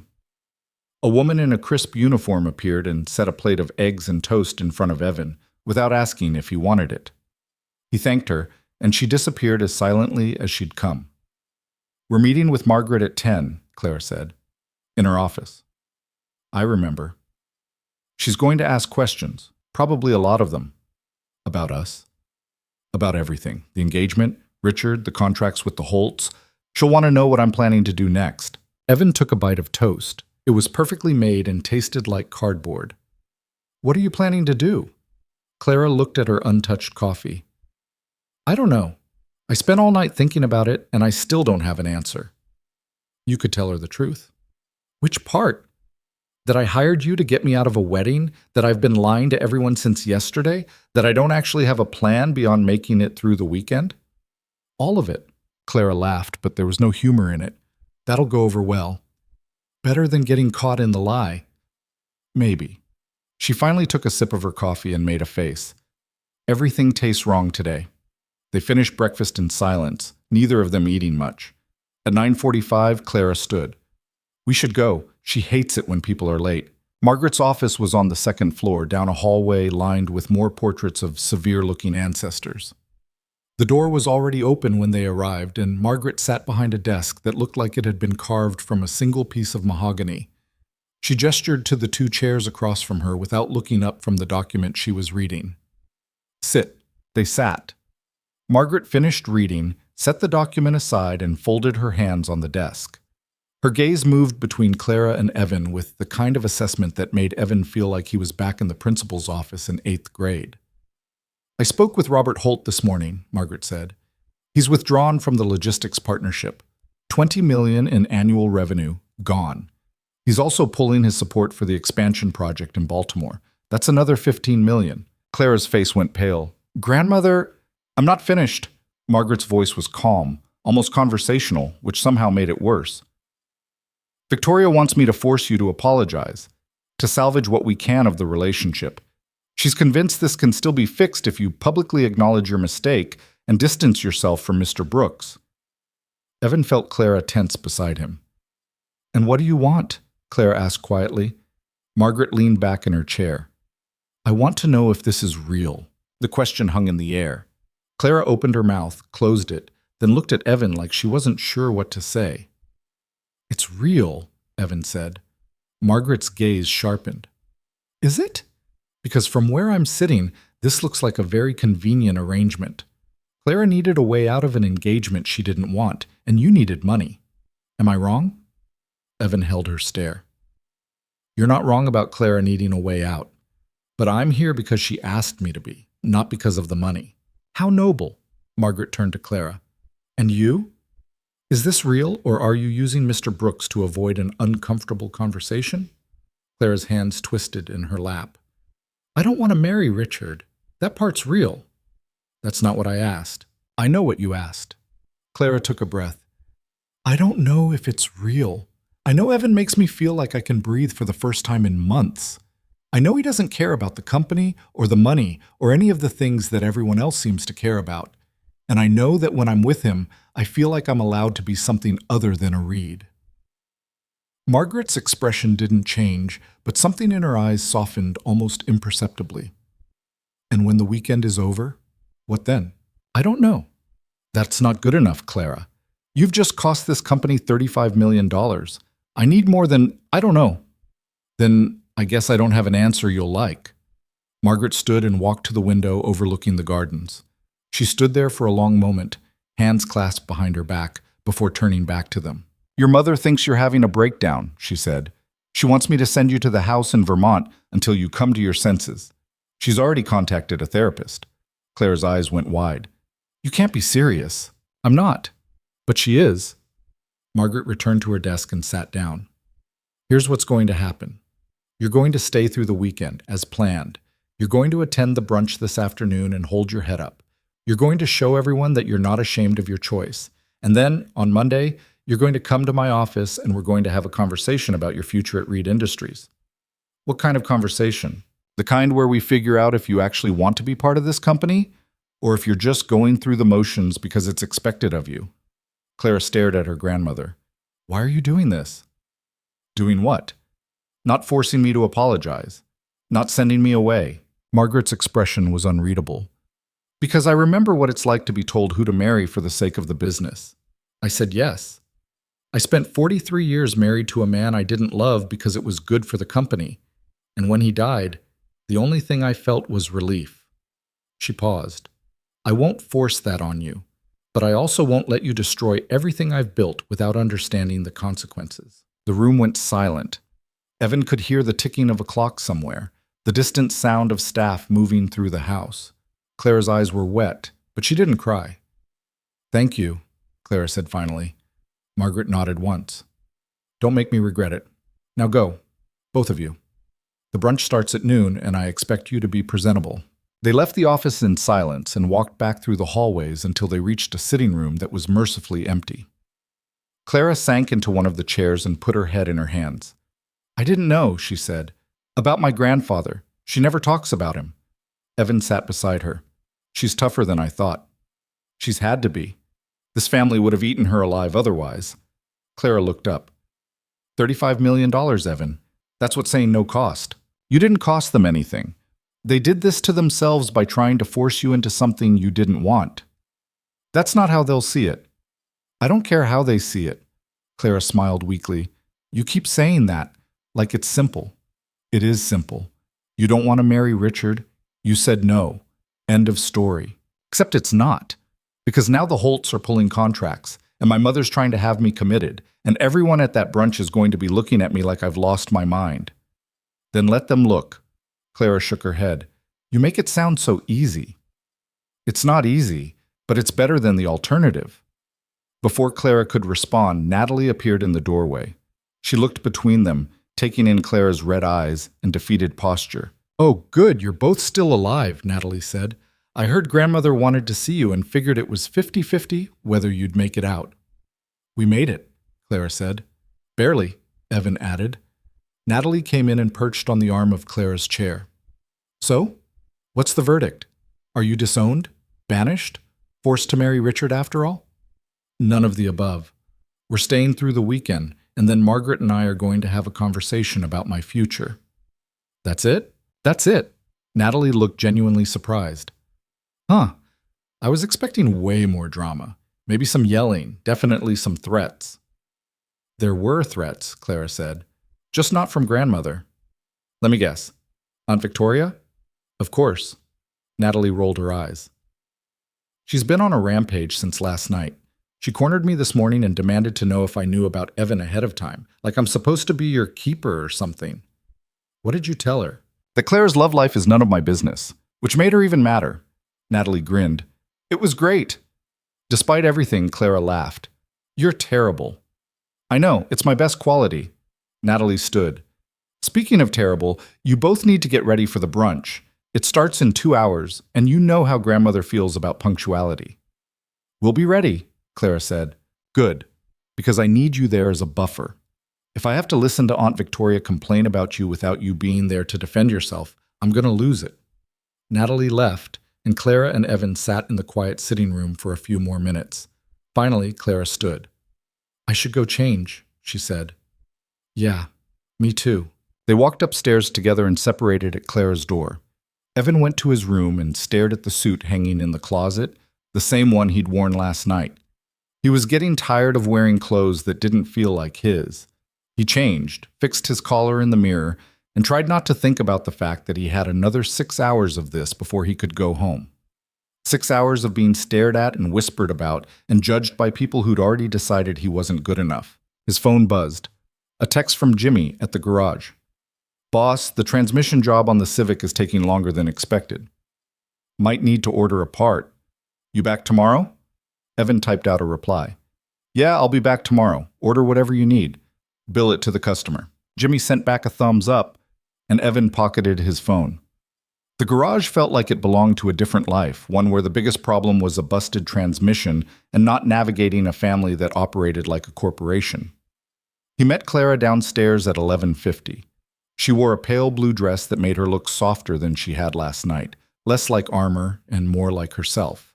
Her hair was down, and she'd done something with makeup that made the exhaustion in her face less obvious. You look nice, Evan said. You're a terrible liar, but thank you. They walked to the terrace where the brunch was being held. Tables had been set up under white tents, arrangements of fresh flowers at each place setting. Staff moved between tables with trays of food and pitchers of mimosas. The guests were already arriving, most of them people Evan recognized from last night. Margaret stood near the entrance, greeting people with the same cool composure she'd had in her office. She nodded at Clara and Evan as they approached. Glad you could join us, Margaret said. Sit wherever you like. But not together. I want you mingling. Clara's eyes widened. Grandmother? You wanted everyone to believe this is real. Act like it. Couples don't spend every second attached at the hip. She walked away before Clara could argue. Evan looked at Clara, who looked back at him with something close to panic. It's fine, Evan said. We'll survive a couple hours apart. Easy for you to say. Go sit with Natalie. I'll figure something out. Clara nodded reluctantly and headed toward a table where Natalie was already seated. Evan scanned the terrace and spotted an empty chair at a table near the back. He made his way over and sat down, nodding politely at the 3 other people already there. An older woman in pearls looked at him with barely concealed curiosity. You're Clara's young man. That's right, Evan Brooks. Patricia Whitmore. I've known the Reed family for 30 years. She studied him like he was a specimen under glass. I have to say, you're not what I expected. I get that a lot. Where are you from, Mr. Brooks? About an hour from here. Small town. You wouldn't know it. And what is it you do? I own an auto repair shop. Patricia's smile didn't falter, but her eyes went cold. How quaint. The conversation continued in that vein for the next 20 minutes, polite questions that were really just veiled judgments. Evan answered them all with the same even tone, refusing to rise to the bait. By the time the first course arrived, he was ready to fake a medical emergency just to escape. Across the terrace, he caught Clara's eye. She was sitting with Natalie and 2 other women he didn't recognize, laughing at something one of them said. She looked lighter than she had all morning, like being away from him had taken some of the pressure off. Maybe Margaret was right. Maybe they were too obvious. The brunch dragged on. Course after course of food Evan didn't want, conversations he didn't care about, people pretending to be interested in his life while making it clear they thought he was beneath them. He endured it the same way he'd endured the party last night, by staying quiet, keeping his expression neutral, and counting down the minutes until it was over. Victoria Reed made an appearance halfway through, sweeping onto the terrace in a black dress that looked more appropriate for a funeral than a brunch. She didn't acknowledge Evan, didn't even look in his direction. She went straight to Margaret and spoke to her in a low voice, their heads close together. Whatever she said made Margaret's expression harden. She responded with something sharp, and Victoria's face flushed. The conversation ended abruptly, Victoria turning on her heel and disappearing back into the house. Evan watched the exchange with a sinking feeling in his stomach. Nothing about that looked good. After the main course, people started moving between tables, mingling and making small talk. Evan stood and stretched his legs, grateful for the excuse to move. He was heading toward the edge of the terrace when Thomas Reed intercepted him. "Mr. Brooks," Thomas said, "enjoying yourself?" "It's been enlightening." "I'm sure." Thomas glanced around to make sure no one was listening.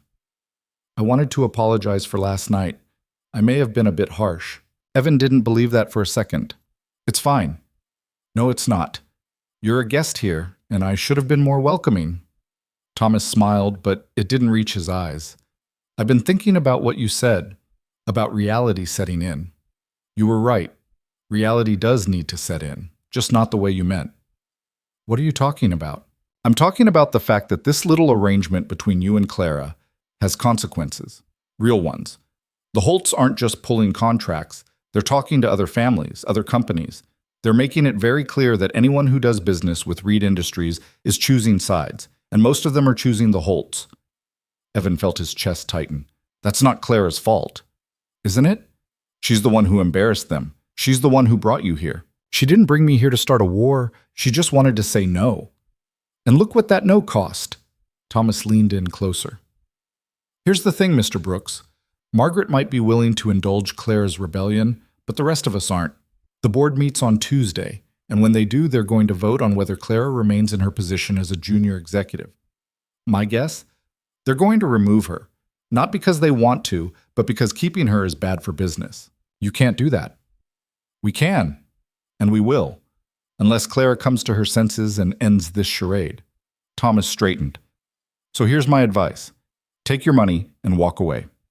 Save Clara the humiliation of being fired from her own family's company, because if you don't, that's exactly what's going to happen." He walked away before Evan could respond, leaving Evan standing alone on the terrace with a knot of anger and helplessness in his chest. He found Clara a few minutes later standing near the dessert table with Natalie. She saw his expression and immediately excused herself. "What's wrong?" she asked. Evan pulled her aside, away from the crowd. "We need to talk, now." They walked to the far end of the terrace where the tents gave way to open lawn. Evan told her everything Thomas had said, the board meeting, the vote, the threat to remove her from the company. Clara's face went pale. "He's serious." "Yeah, he is. They can't just fire me, I'm family." "According to Thomas, they can. And they will unless you end this." Clara looked at him, her eyes wide and frightened. "And what? Us?" The word hit harder than it should have. Us. Like they were real.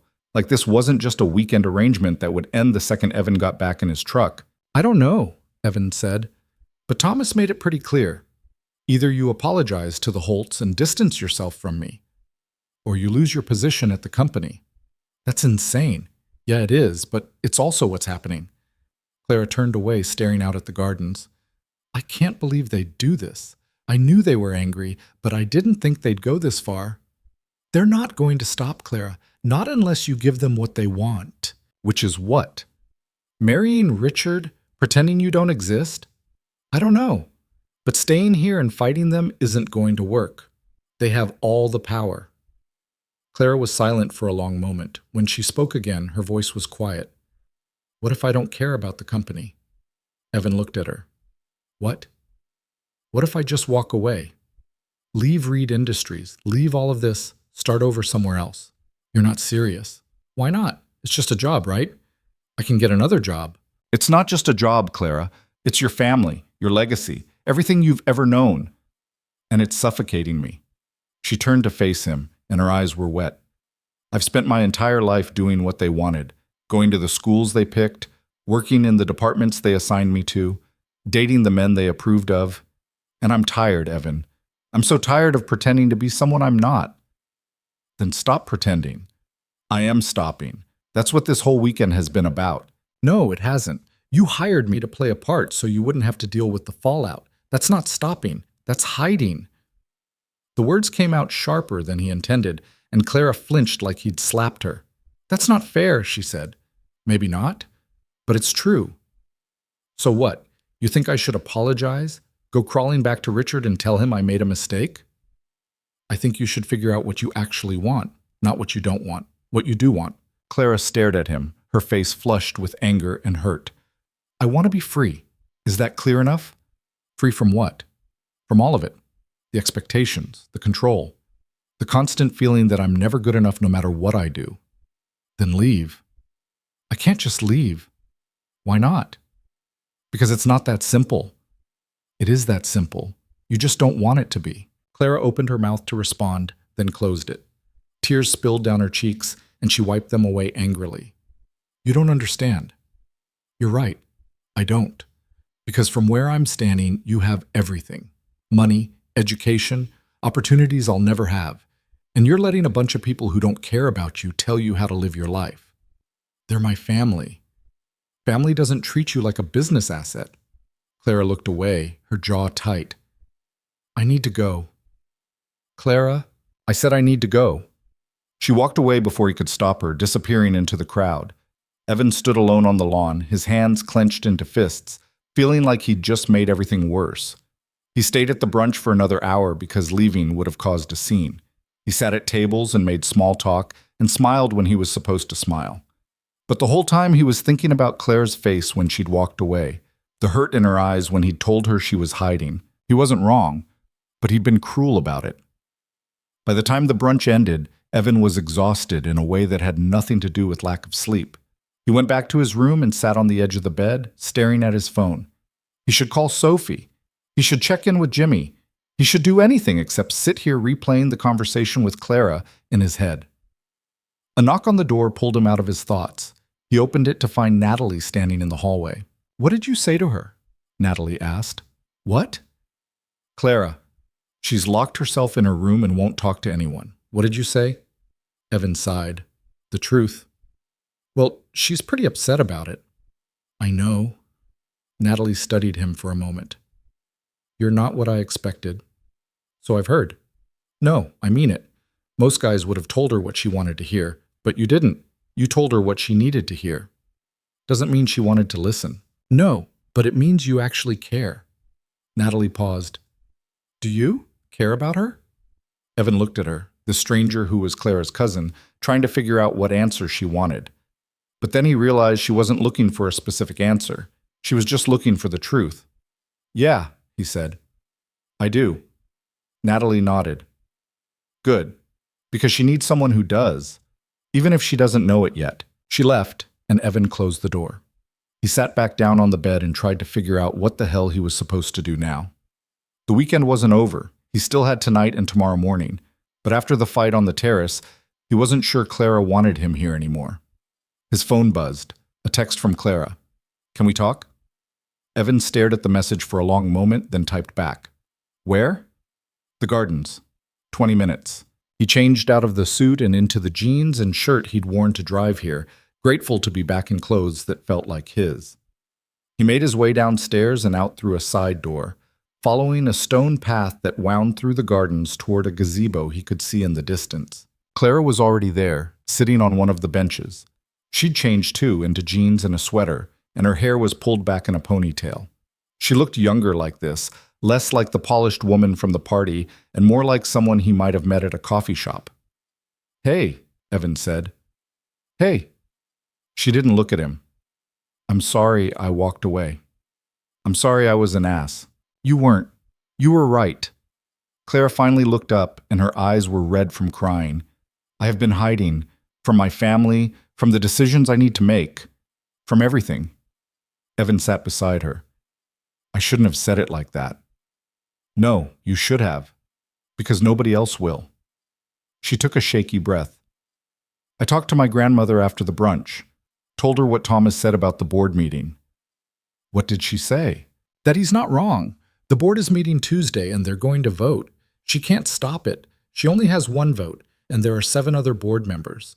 Most of them think I'm a liability now. So what are you going to do? Clara was quiet for a long moment. I'm going to let them vote, and if they remove me, I'm going to leave. Leave the company? Leave everything, the company, this house, the whole life. She looked at him. You were right. I need to figure out what I actually want, and I can't do that here. Where will you go? I don't know. Somewhere that's not here. Somewhere I can think. She smiled weakly. Maybe I'll open a coffee shop or go back to school or just disappear for a while. Your family won't let you disappear. They won't have a choice. I have my own money, a trust fund for my father. It's not Reed Industries' money. It's mine. I can live on it for years if I'm careful. Evan didn't know what to say. The Clara sitting beside him now was different from the one who'd picked him up in the Mercedes 4 days ago. The Clara had been desperate and cornered. This Clara was making a choice. What about us? He asked, then immediately regretted it. I mean, the arrangement, the $5,000. Clara looked at him, and something in her expression shifted. Do you want the money? That was the deal. That's not what I asked. Evan thought about the bills waiting at home, about Sophie's winter boots, about the fact that $5,000 would make the next few months easier. And then he thought about Clara, sitting in a garden trying to figure out how to rebuild her entire life. No, he said. I don't want the money. Why not? Because this stopped being about money somewhere around the time your uncle threatened me at the party. Clara smiled, real and genuine. You're a terrible businessman. I know. They sat in silence for a while, watching the sun sink lower toward the horizon. The gardens were peaceful, the only sound the rustle of leaves in the wind. What happens now? Evan asked. I stay through tomorrow, face the family one more time, and then I leave. And me? You go home to your daughter and your garage. You go back to your real life. What if I don't want to? The words surprised him as much as they surprised her. Clara turned to look at him, her eyes searching his face. What are you saying? Evan wasn't sure. All he knew was that the idea of driving away tomorrow and never seeing Clara again felt wrong in a way he couldn't explain. I'm saying I don't know, but I'd like to find out. Clara's eyes filled with tears again, but this time she was smiling. You're making this really complicated. Yeah, sorry about that. She leaned against him and Evan put his arm around her shoulders. They sat like that as the sun set, two people who'd stumbled into each other's lives at exactly the wrong time and somehow made it feel like exactly the right time. Whatever happened next, whatever the board decided, whatever Clara chose to do with her life, at least they'd have this moment. And for now, that was enough. They stayed in the garden until the light faded and the temperature dropped enough that Clara started shivering. Evan gave her his jacket without thinking about it, and she pulled it around her shoulders like armor. They walked back to the house in comfortable silence, the kind that didn't need filling with words. The main floor was empty when they entered, most of the family having retired to their rooms or left for the evening. Evan could hear voices coming from somewhere deeper in the house, Victoria's sharp tone cutting through the quiet, but he couldn't make out the words. I should probably make an appearance at dinner, Clara said. My grandmother expects it. You want me there? Do you want to be there? Evan thought about another meal surrounded by people who looked at him like he was something they'd scraped off their shoes. Not particularly. Then don't come. I'll make an excuse. You sure? Yeah, you've done enough for one weekend.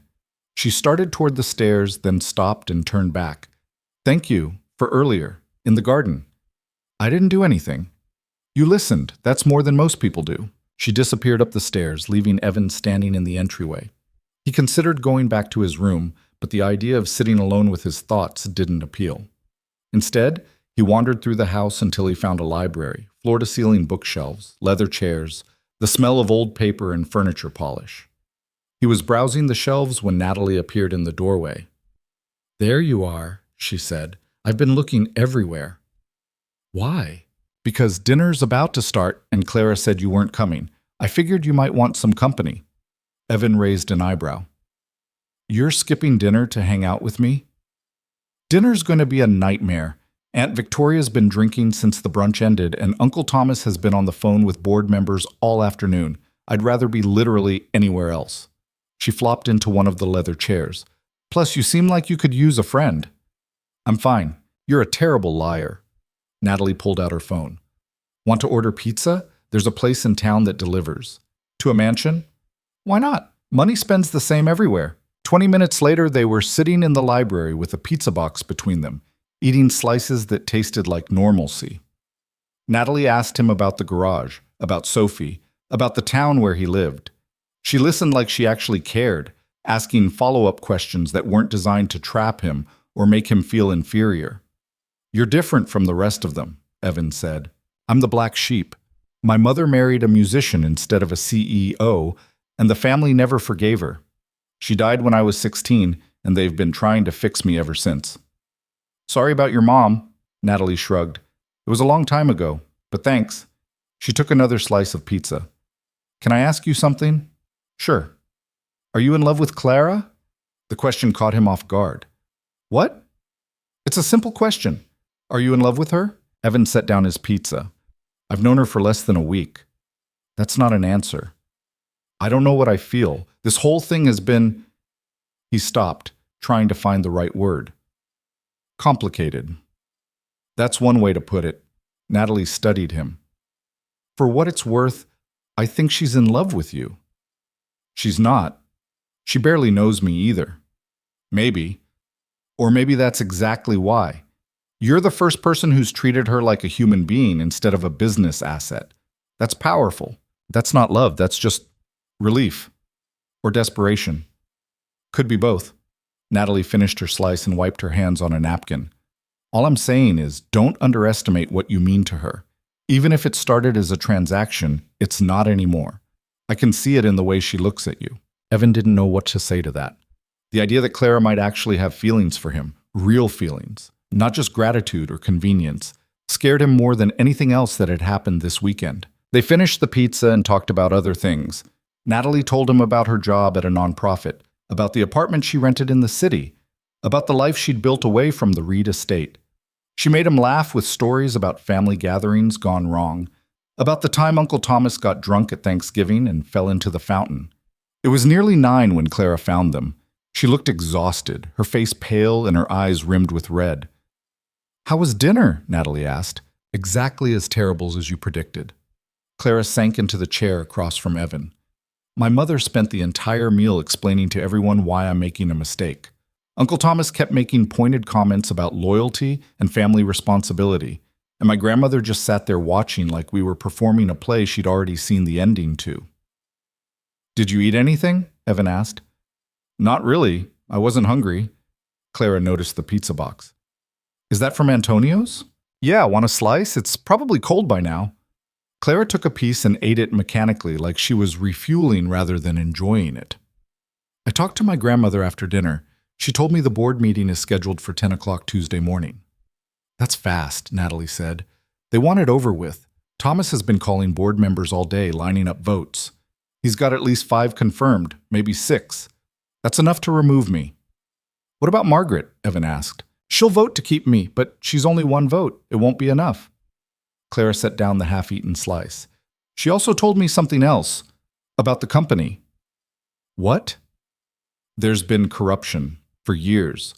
Kickbacks, embezzlement, contracts awarded to friends instead of qualified bidders. My grandmother's known about some of it, but she didn't realize how deep it went until she started digging after the Holt situation blew up. Natalie sat up straighter. Who's involved? Thomas, a few other executives, maybe some board members. She's still investigating. Clara looked at Evan. That's the real reason the Holts pulled out. Not because I embarrassed them, because they were part of it. Richard's father was getting kickbacks on the shipping contracts. Evan felt his stomach drop. Does your mother know?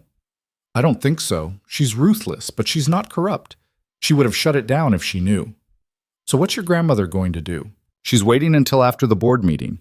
If they vote to remove me, she's going to drop the evidence on Tuesday afternoon, clean house all at once. That's going to destroy half the company, Natalie said. Better than letting it destroy all of it. Clara rubbed her eyes. She asked me if I want to stay.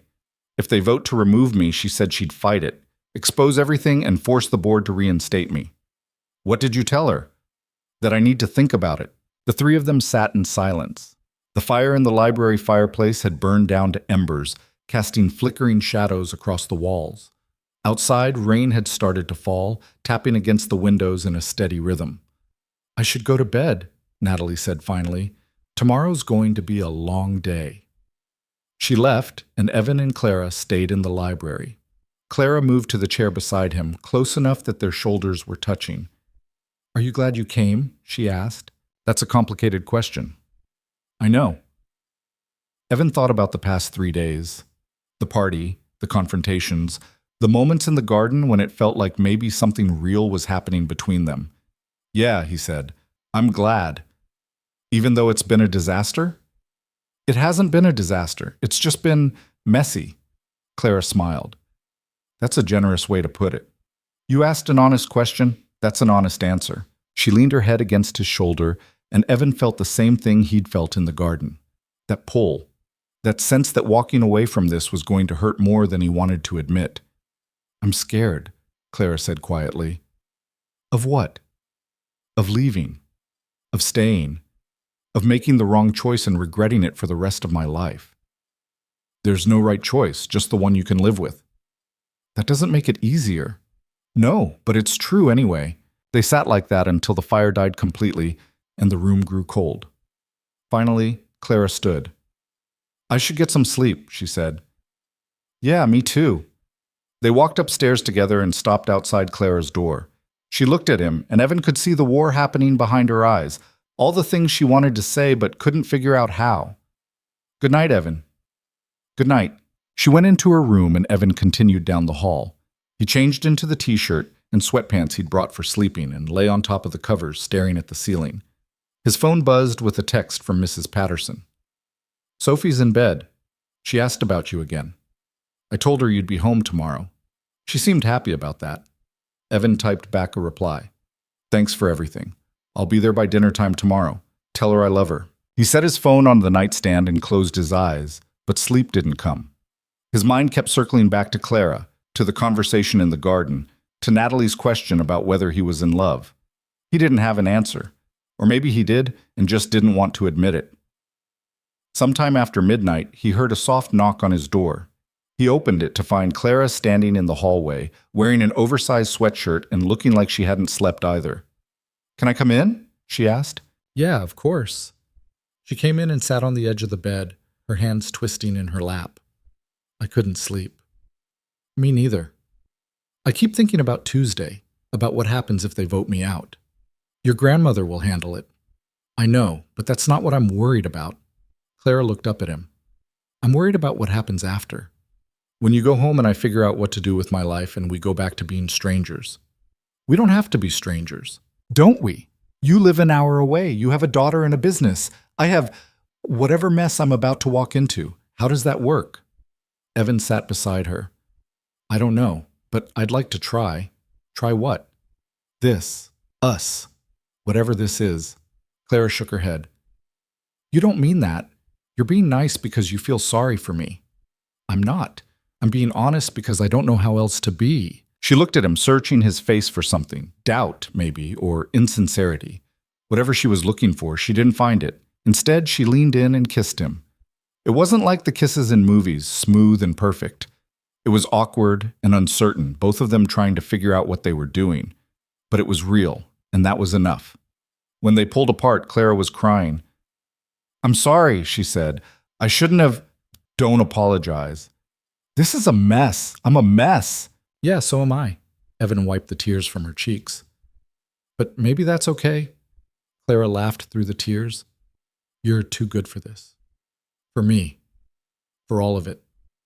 I'm really not. You are. And when you figure that out, you're going to leave. Maybe. Or maybe I'll stay and we'll figure it out together." She kissed him again, slower this time, less desperate. When she pulled back, she rested her forehead against his. "I'm terrified," she whispered. "Of what?" "That this is real. That it matters. That I'm going to screw it up." "You're not going to screw it up. You don't know that." "No, but I'm willing to find out." Clara stayed with him that night. They didn't sleep together, not in the way that phrase usually meant. They just lay side by side on top of the covers, talking about nothing and everything. Clara told him about growing up in the mansion, about the pressure to be perfect, about the summers she spent at boarding school because her parents were too busy with the company to deal with her. Evan told her about Sophie's mother leaving, about the years of doing it alone, about the fear that he was failing his daughter every single day. "You're not failing her," Clara said. "How do you know?" "Because she asked about you. Kids don't ask about parents who fail them. They just learn to stop caring." It was nearly 3 in the morning when they finally fell asleep, Clara curled against his side and Evan's arm around her shoulders. It wasn't perfect. The bed was too big, the room too quiet, the weight of everything waiting for them on Tuesday too heavy to ignore. But it was real, and in that moment, that was all that mattered. Evan woke to sunlight and an empty bed. Clara was gone, a note on the pillow in her place. Had to deal with family stuff. "Meet me in the garden at noon?" He checked the time. 10:30. He'd slept later than he meant to. He showered, dressed, and went downstairs in search of coffee. The house was quiet again, that eerie silence that came from too much space and too few people. He found Margaret in the breakfast room, reading a newspaper and drinking tea. She looked up when he entered. "Mr. Brooks, good morning?" "Morning, ma'am." "Help yourself to coffee. There's food on the sideboard if you're hungry." Evan poured coffee and sat across from her. Margaret folded her newspaper and set it aside. "Clara told me about your conversation in the garden," she said. Evan wasn't sure what to say to that. "Okay." "She also told me she stayed in your room last night." His stomach dropped. "Nothing happened. I believe you. But whether I believe you and whether the rest of this family believes you are two different things." Margaret took a sip of tea. "Victoria saw her leaving your room this morning. She's already spreading it around as proof that you're taking advantage of Clara." "That's not, I know it's not, but perception matters in this family, and right now the perception is that you're a gold digger who seduced my granddaughter to get access to her money." Evan set down his coffee cup harder than he meant to. "That's not what happened." "I know, but you need to understand something, Mr. Brooks. This family operates on appearances. The truth is secondary. And right now, the appearance is that Clara has thrown away her future for a man she barely knows." "She didn't throw anything away. She made a choice that's going to cost her everything if she's not careful." Margaret leaned forward. "The board meeting is Tuesday morning. Thomas has the votes to remove her. I've tried to counter it, but I'm losing. Unless something changes in the next 48 hours, Clara will be out of the company by Tuesday afternoon." "And you're telling me this why?" "Because I want you to understand what you're asking her to give up. Reed Industries isn't just a job for Clara. It's her identity, her entire life. If she walks away from it, for you or for herself, she's going to lose everything she's ever known. And you need to be sure you're worth that." The words landed like a punch. Evan stared at Margaret, trying to figure out if she was testing him or warning him, or both. "I never asked her to give up anything," he said. "I know. But she's going to anyway, because that's who Clara is. When she cares about something, she commits completely. And right now, she cares about you." Margaret stood. "So I'm asking you, are you in this for real, or are you going to break my granddaughter's heart?" Evan stood too. "I'm in this for real." "Good, because if you hurt her, I will make sure you regret it." She left without waiting for a response, and Evan was alone in the breakfast room with cold coffee and a knot in his chest. He hadn't asked for any of this. He'd shown up to play a part for a weekend, collect his money, and go home. But somewhere along the way, it had stopped being about the money. It had stopped being about the part. And now he was standing in a mansion, being threatened by a woman who could destroy his life with a phone call, all because he'd fallen for someone he had no business falling for. He found Clara in the garden at noon, sitting in the same gazebo where they'd talked yesterday. She smiled when she saw him, but it didn't reach her eyes. "Hey," she said. "Hey." Evan sat beside her. "Your grandmother cornered me this morning." "I know, she told me. She thinks I'm going to break your heart. She thinks everyone's going to break my heart. It's kind of her thing." Clara took his hand. "She also told me about Victoria seeing me leave your room." "Yeah, I'm sorry. I should have been more careful." "You don't have anything to apologize for." Clara squeezed his hand.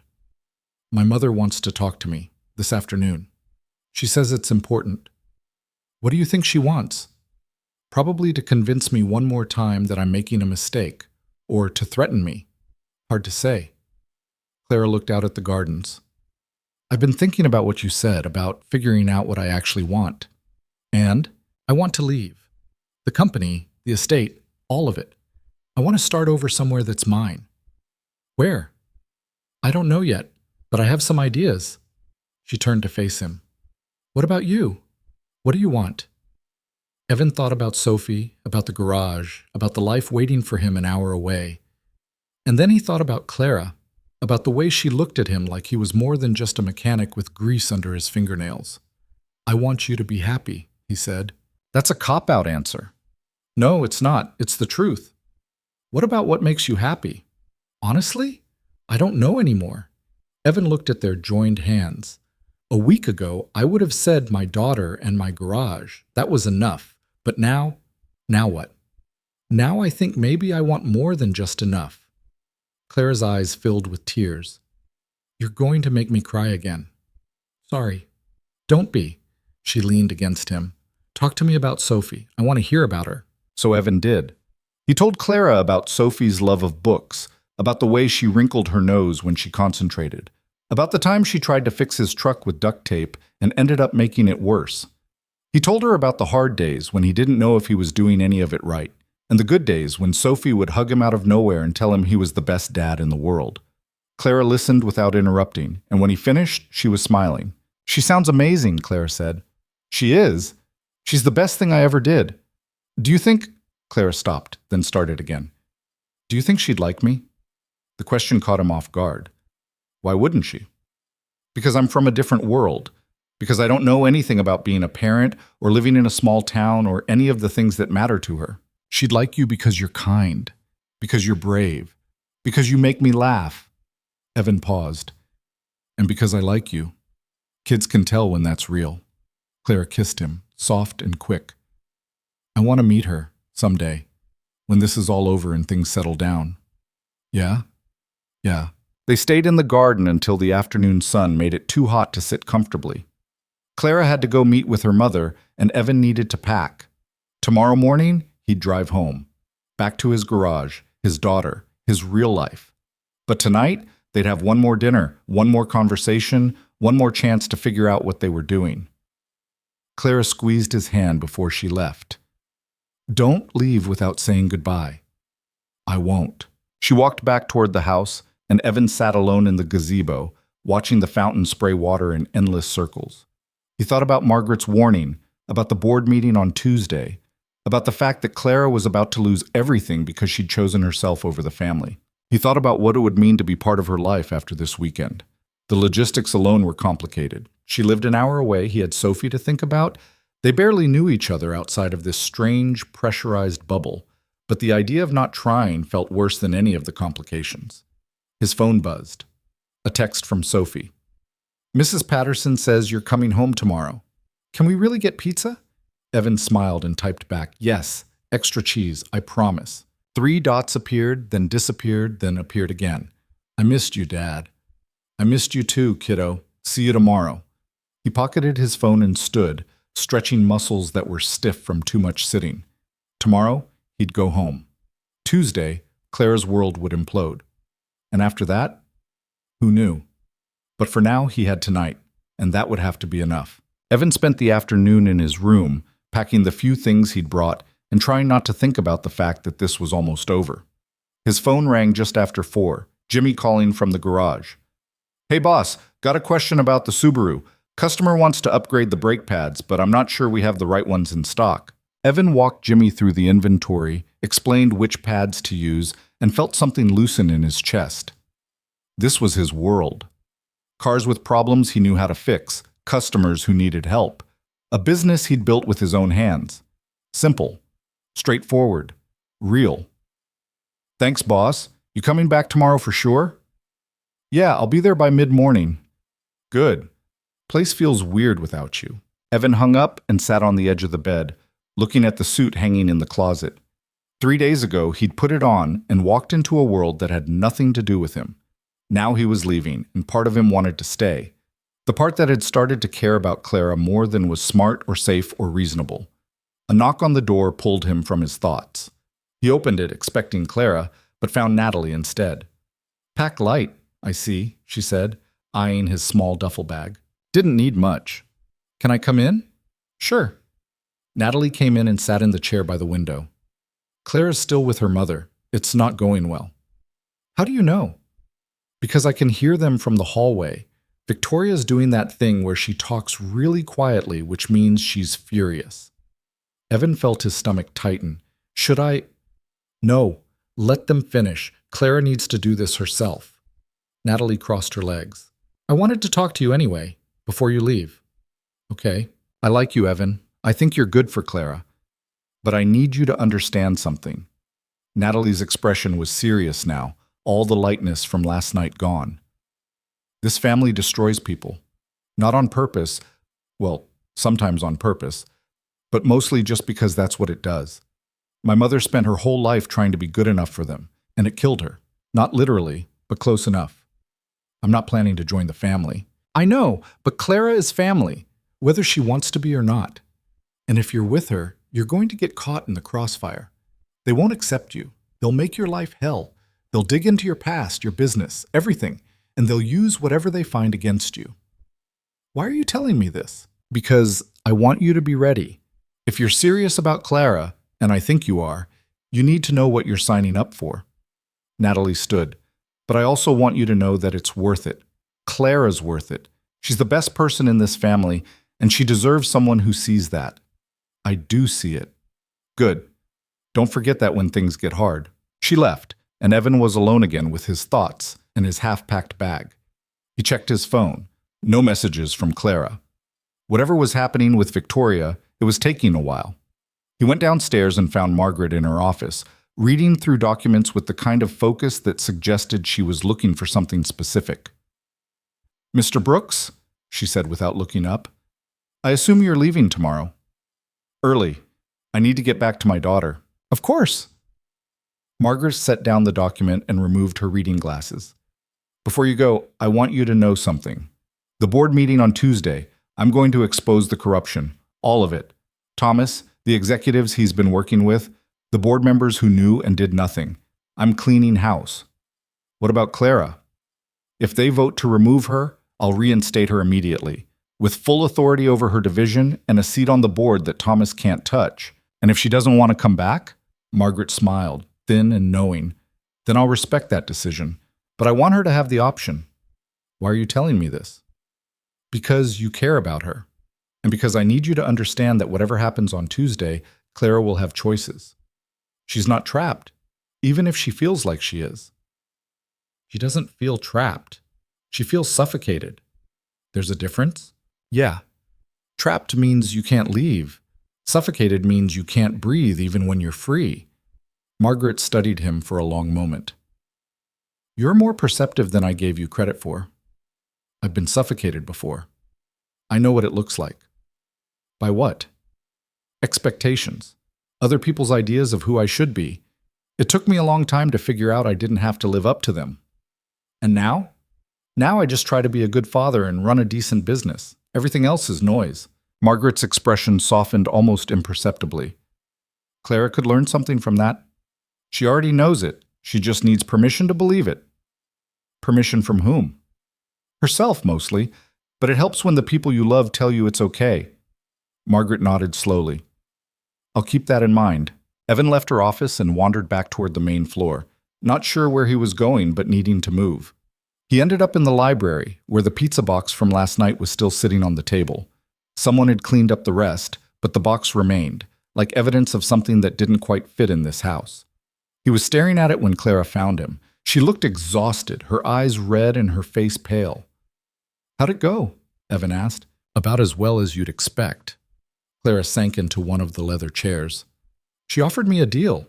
If I end things with you and apologize to the Holts, she'll talk to the board, get them to keep me on. And you said? I told her to go to hell, more politely, but that was the gist. Evan sat across from her. What did she say to that? That I'm throwing my life away, that I'll regret this, that you'll leave me the second things get hard. Clara's voice cracked. That I'm just like my father, too weak to do what needs to be done. You're not weak. She doesn't see it that way. To her, choosing myself over the company is the weakest thing I could do. Then she's wrong. Clara looked at him, tears spilling down her cheeks. What if she's right?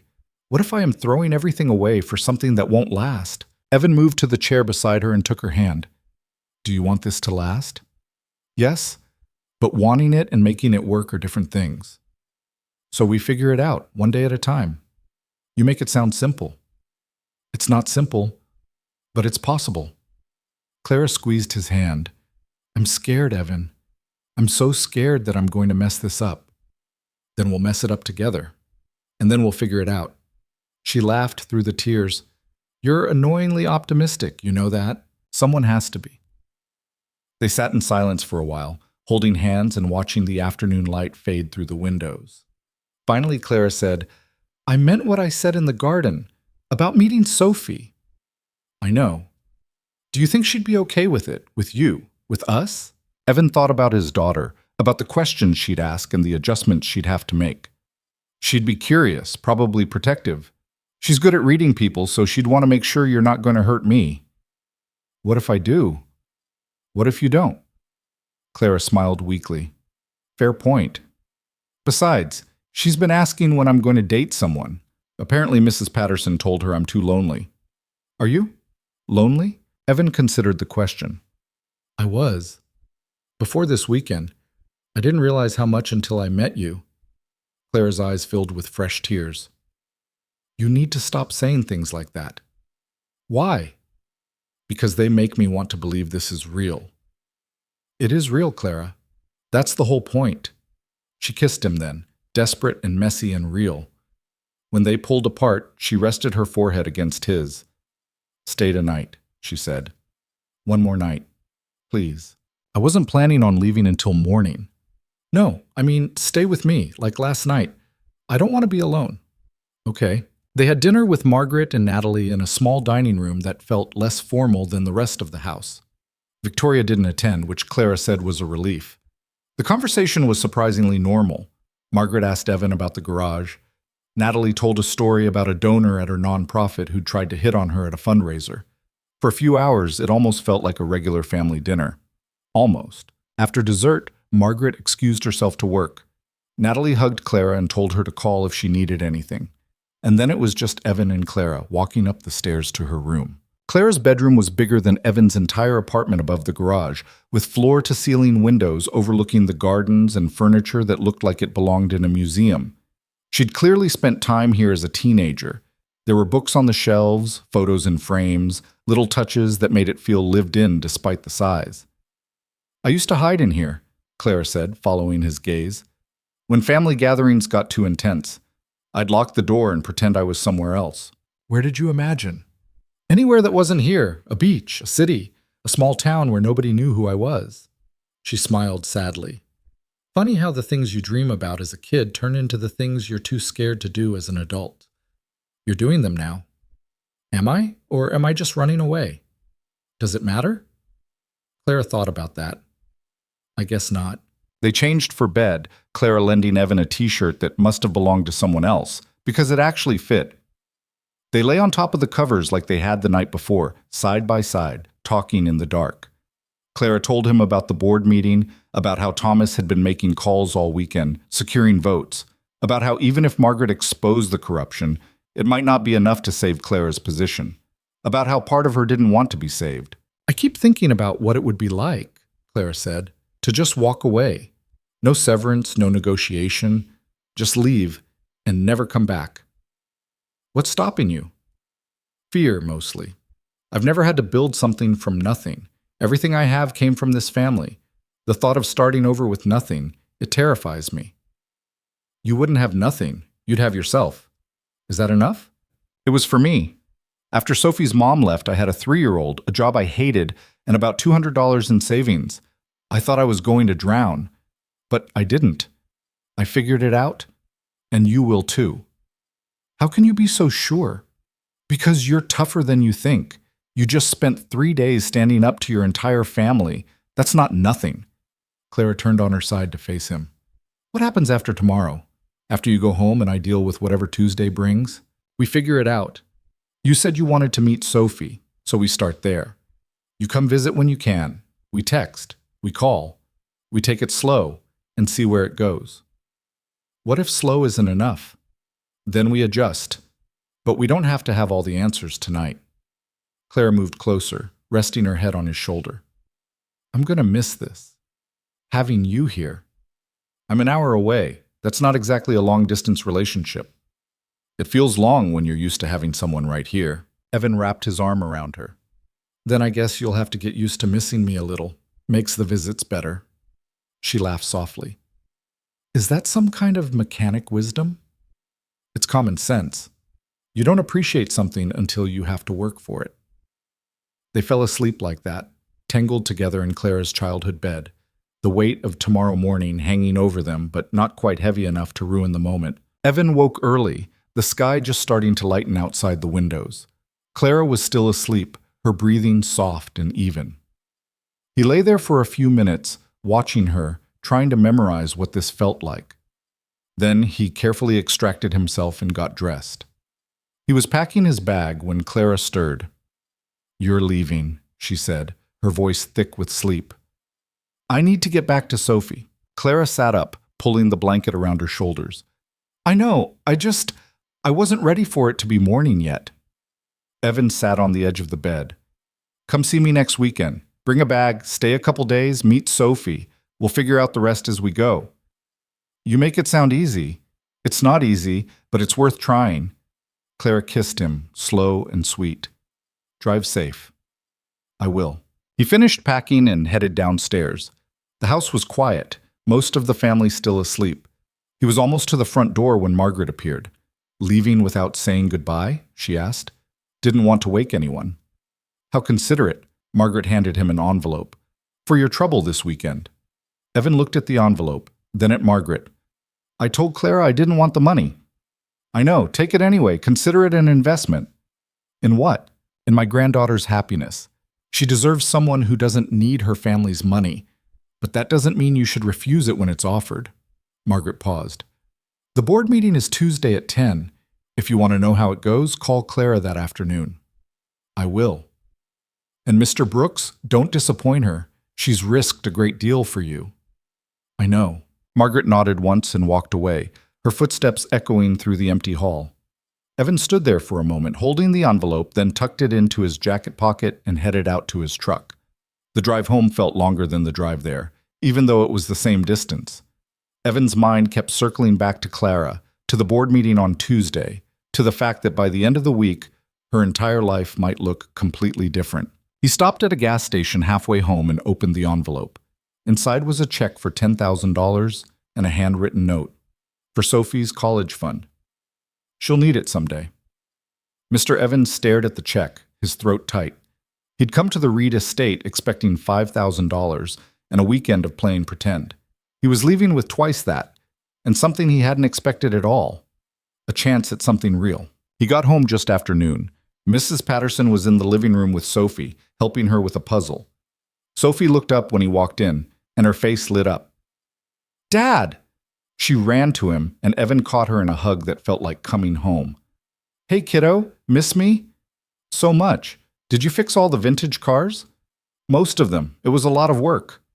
Sophie pulled back to look at him. You look different. Different how? I don't know. Just different. She studied his face. Are you happy? The question caught him off guard.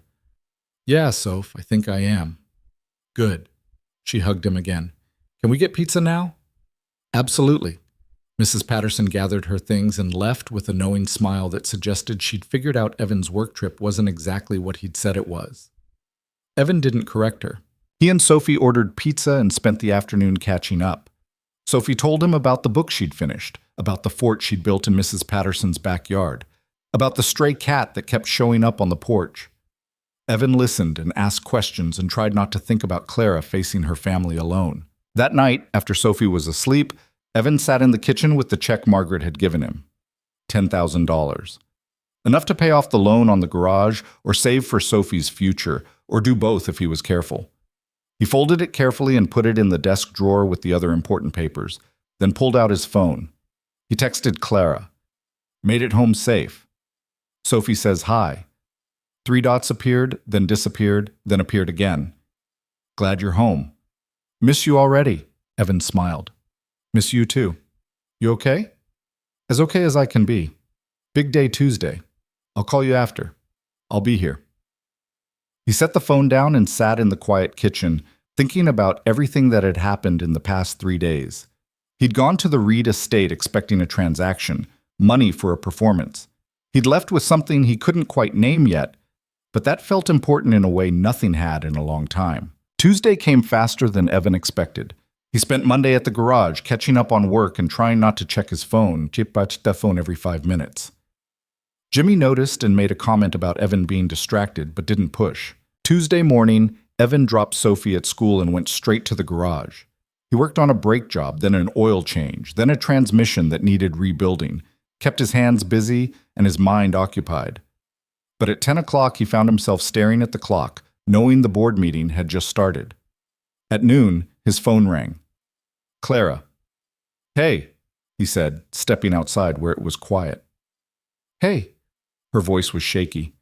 The meeting just ended. And? They voted to remove me. 6-2. Thomas got exactly what he wanted. Evan's chest tightened. I'm sorry. Don't be. My grandmother stood up right after and dropped all the evidence. Every kickback, every fraudulent contract, every board member who knew and did nothing. It was... Clara laughed, but it sounded more like a sob. It was brutal. Thomas tried to deny it, but she had everything. Documents, emails, witness statements. She gave them all 1 hour to resign or face criminal charges. Did they resign? All of them. Thomas, 3 board members, 5 executives. They're gone. Clara took a shaky breath. And then my grandmother offered me my position back, with a seat on the board and full authority over my division. What did you say? There was a long pause. Then Clara said, I said no. Evan felt something shift in his chest. Yeah. I told her I appreciate everything she did, but I can't stay. Not in the company. Not in that house. I need to figure out who I am without Reed Industries defining me. Claire's voice was stronger now. I'm leaving, Evan, for real this time. Where are you going? I don't know yet, but I'm starting by coming to see you, this weekend, like you said, if the offer's still open. It's open. Good, because I'm terrified and I need to see your face. Evan smiled. I'll be here. They talked for a few more minutes, working out details. Clara would drive up Friday afternoon, stay through Sunday. She'd meet Sophie, see the town, figure out what came next. It wasn't a plan exactly, but it was a start. When they hung up, Evan stood in the parking lot of his garage, looking at the mountains in the distance and thinking about the fact that his life was about to get a lot more complicated, but also a lot more interesting. He went back inside and finished the transmission, his mind already running through everything he needed to do before Friday. Clean the apartment. Warn Sophie that someone was coming to visit. Figure out how to explain to a 9-year-old that her dad had met someone and it was serious but also new and complicated. That night, over dinner, he told Sophie the truth, or at least a version of it. I met someone this weekend, he said. Her name's Clara.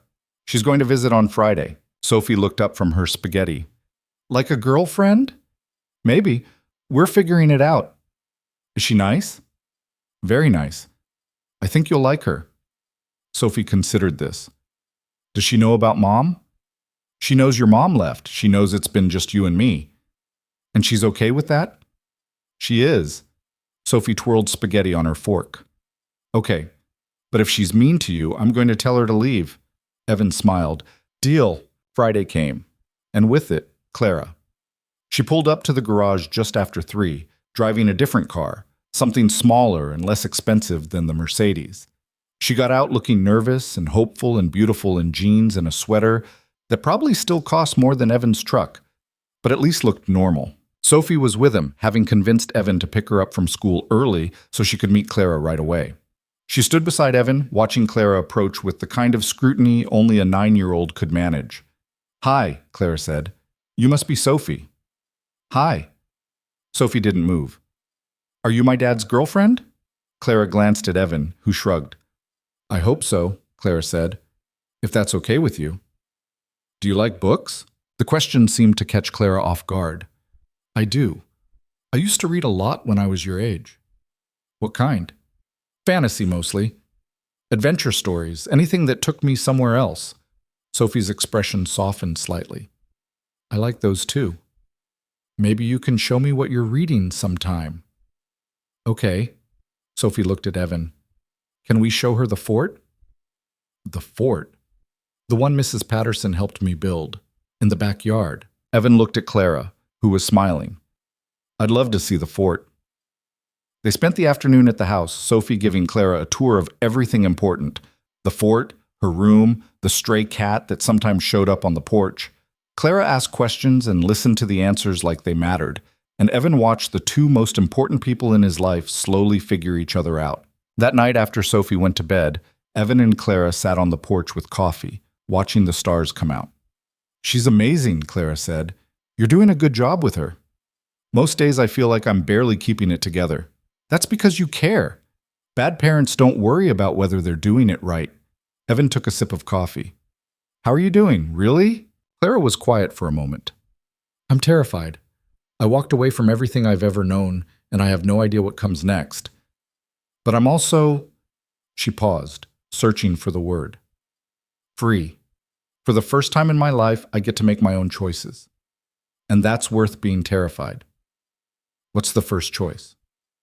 I'm going back to school, graduate program in nonprofit management. I want to work with organizations that actually help people, not just make rich people richer. That's a good choice. And I'm getting my own place, something small, somewhere that's mine. Where? Clara looked at him. I was thinking somewhere around here, if that's okay with you. Evan felt his chest tighten in the best way. Yeah, that's okay with me. She leaned against him and Evan put his arm around her shoulders. They sat like that for a long time, watching the stars and not talking, just being. The weekend passed too quickly. Clara stayed in the guest room, spent Saturday with Evan and Sophie at the park, helped make dinner on Sunday. By the time she left Sunday afternoon, Sophie had decided Clara was acceptable. High praise from a 9-year-old who didn't trust easily. She can come back, Sophie announced after Clara drove away. I like her. Yeah? Yeah, she's nice, and she makes you smile more. Evan hugged his daughter. She does, doesn't she? The next few months were messy and complicated and imperfect. Clara found an apartment 30 minutes away and enrolled in a graduate program. She and Evan saw each other when they could. Weekends, mostly. Sometimes weeknights when Sophie was at a friend's house. They fought sometimes, about stupid things and important things, and learned how to apologize and mean it. Sophie warmed up slowly, the way kids do. She'd correct Clara when she got something wrong about their life, then feel bad and apologize. Clara learned Sophie's routines, her favorite foods, the way she needed time to process things before she could talk about them. It wasn't smooth. It wasn't a fairy tale, but it was real. 6 months after the board meeting, Clara graduated with her master's degree. Margaret attended, sitting in the audience beside Evan and Sophie, looking proud in a way that suggested she'd finally figured out what her granddaughter needed. Victoria didn't come, but Clara didn't seem to mind. Some bridges were better left burned. A year after that, Clara got a job with a nonprofit that worked with low-income families, helping them access education and job training.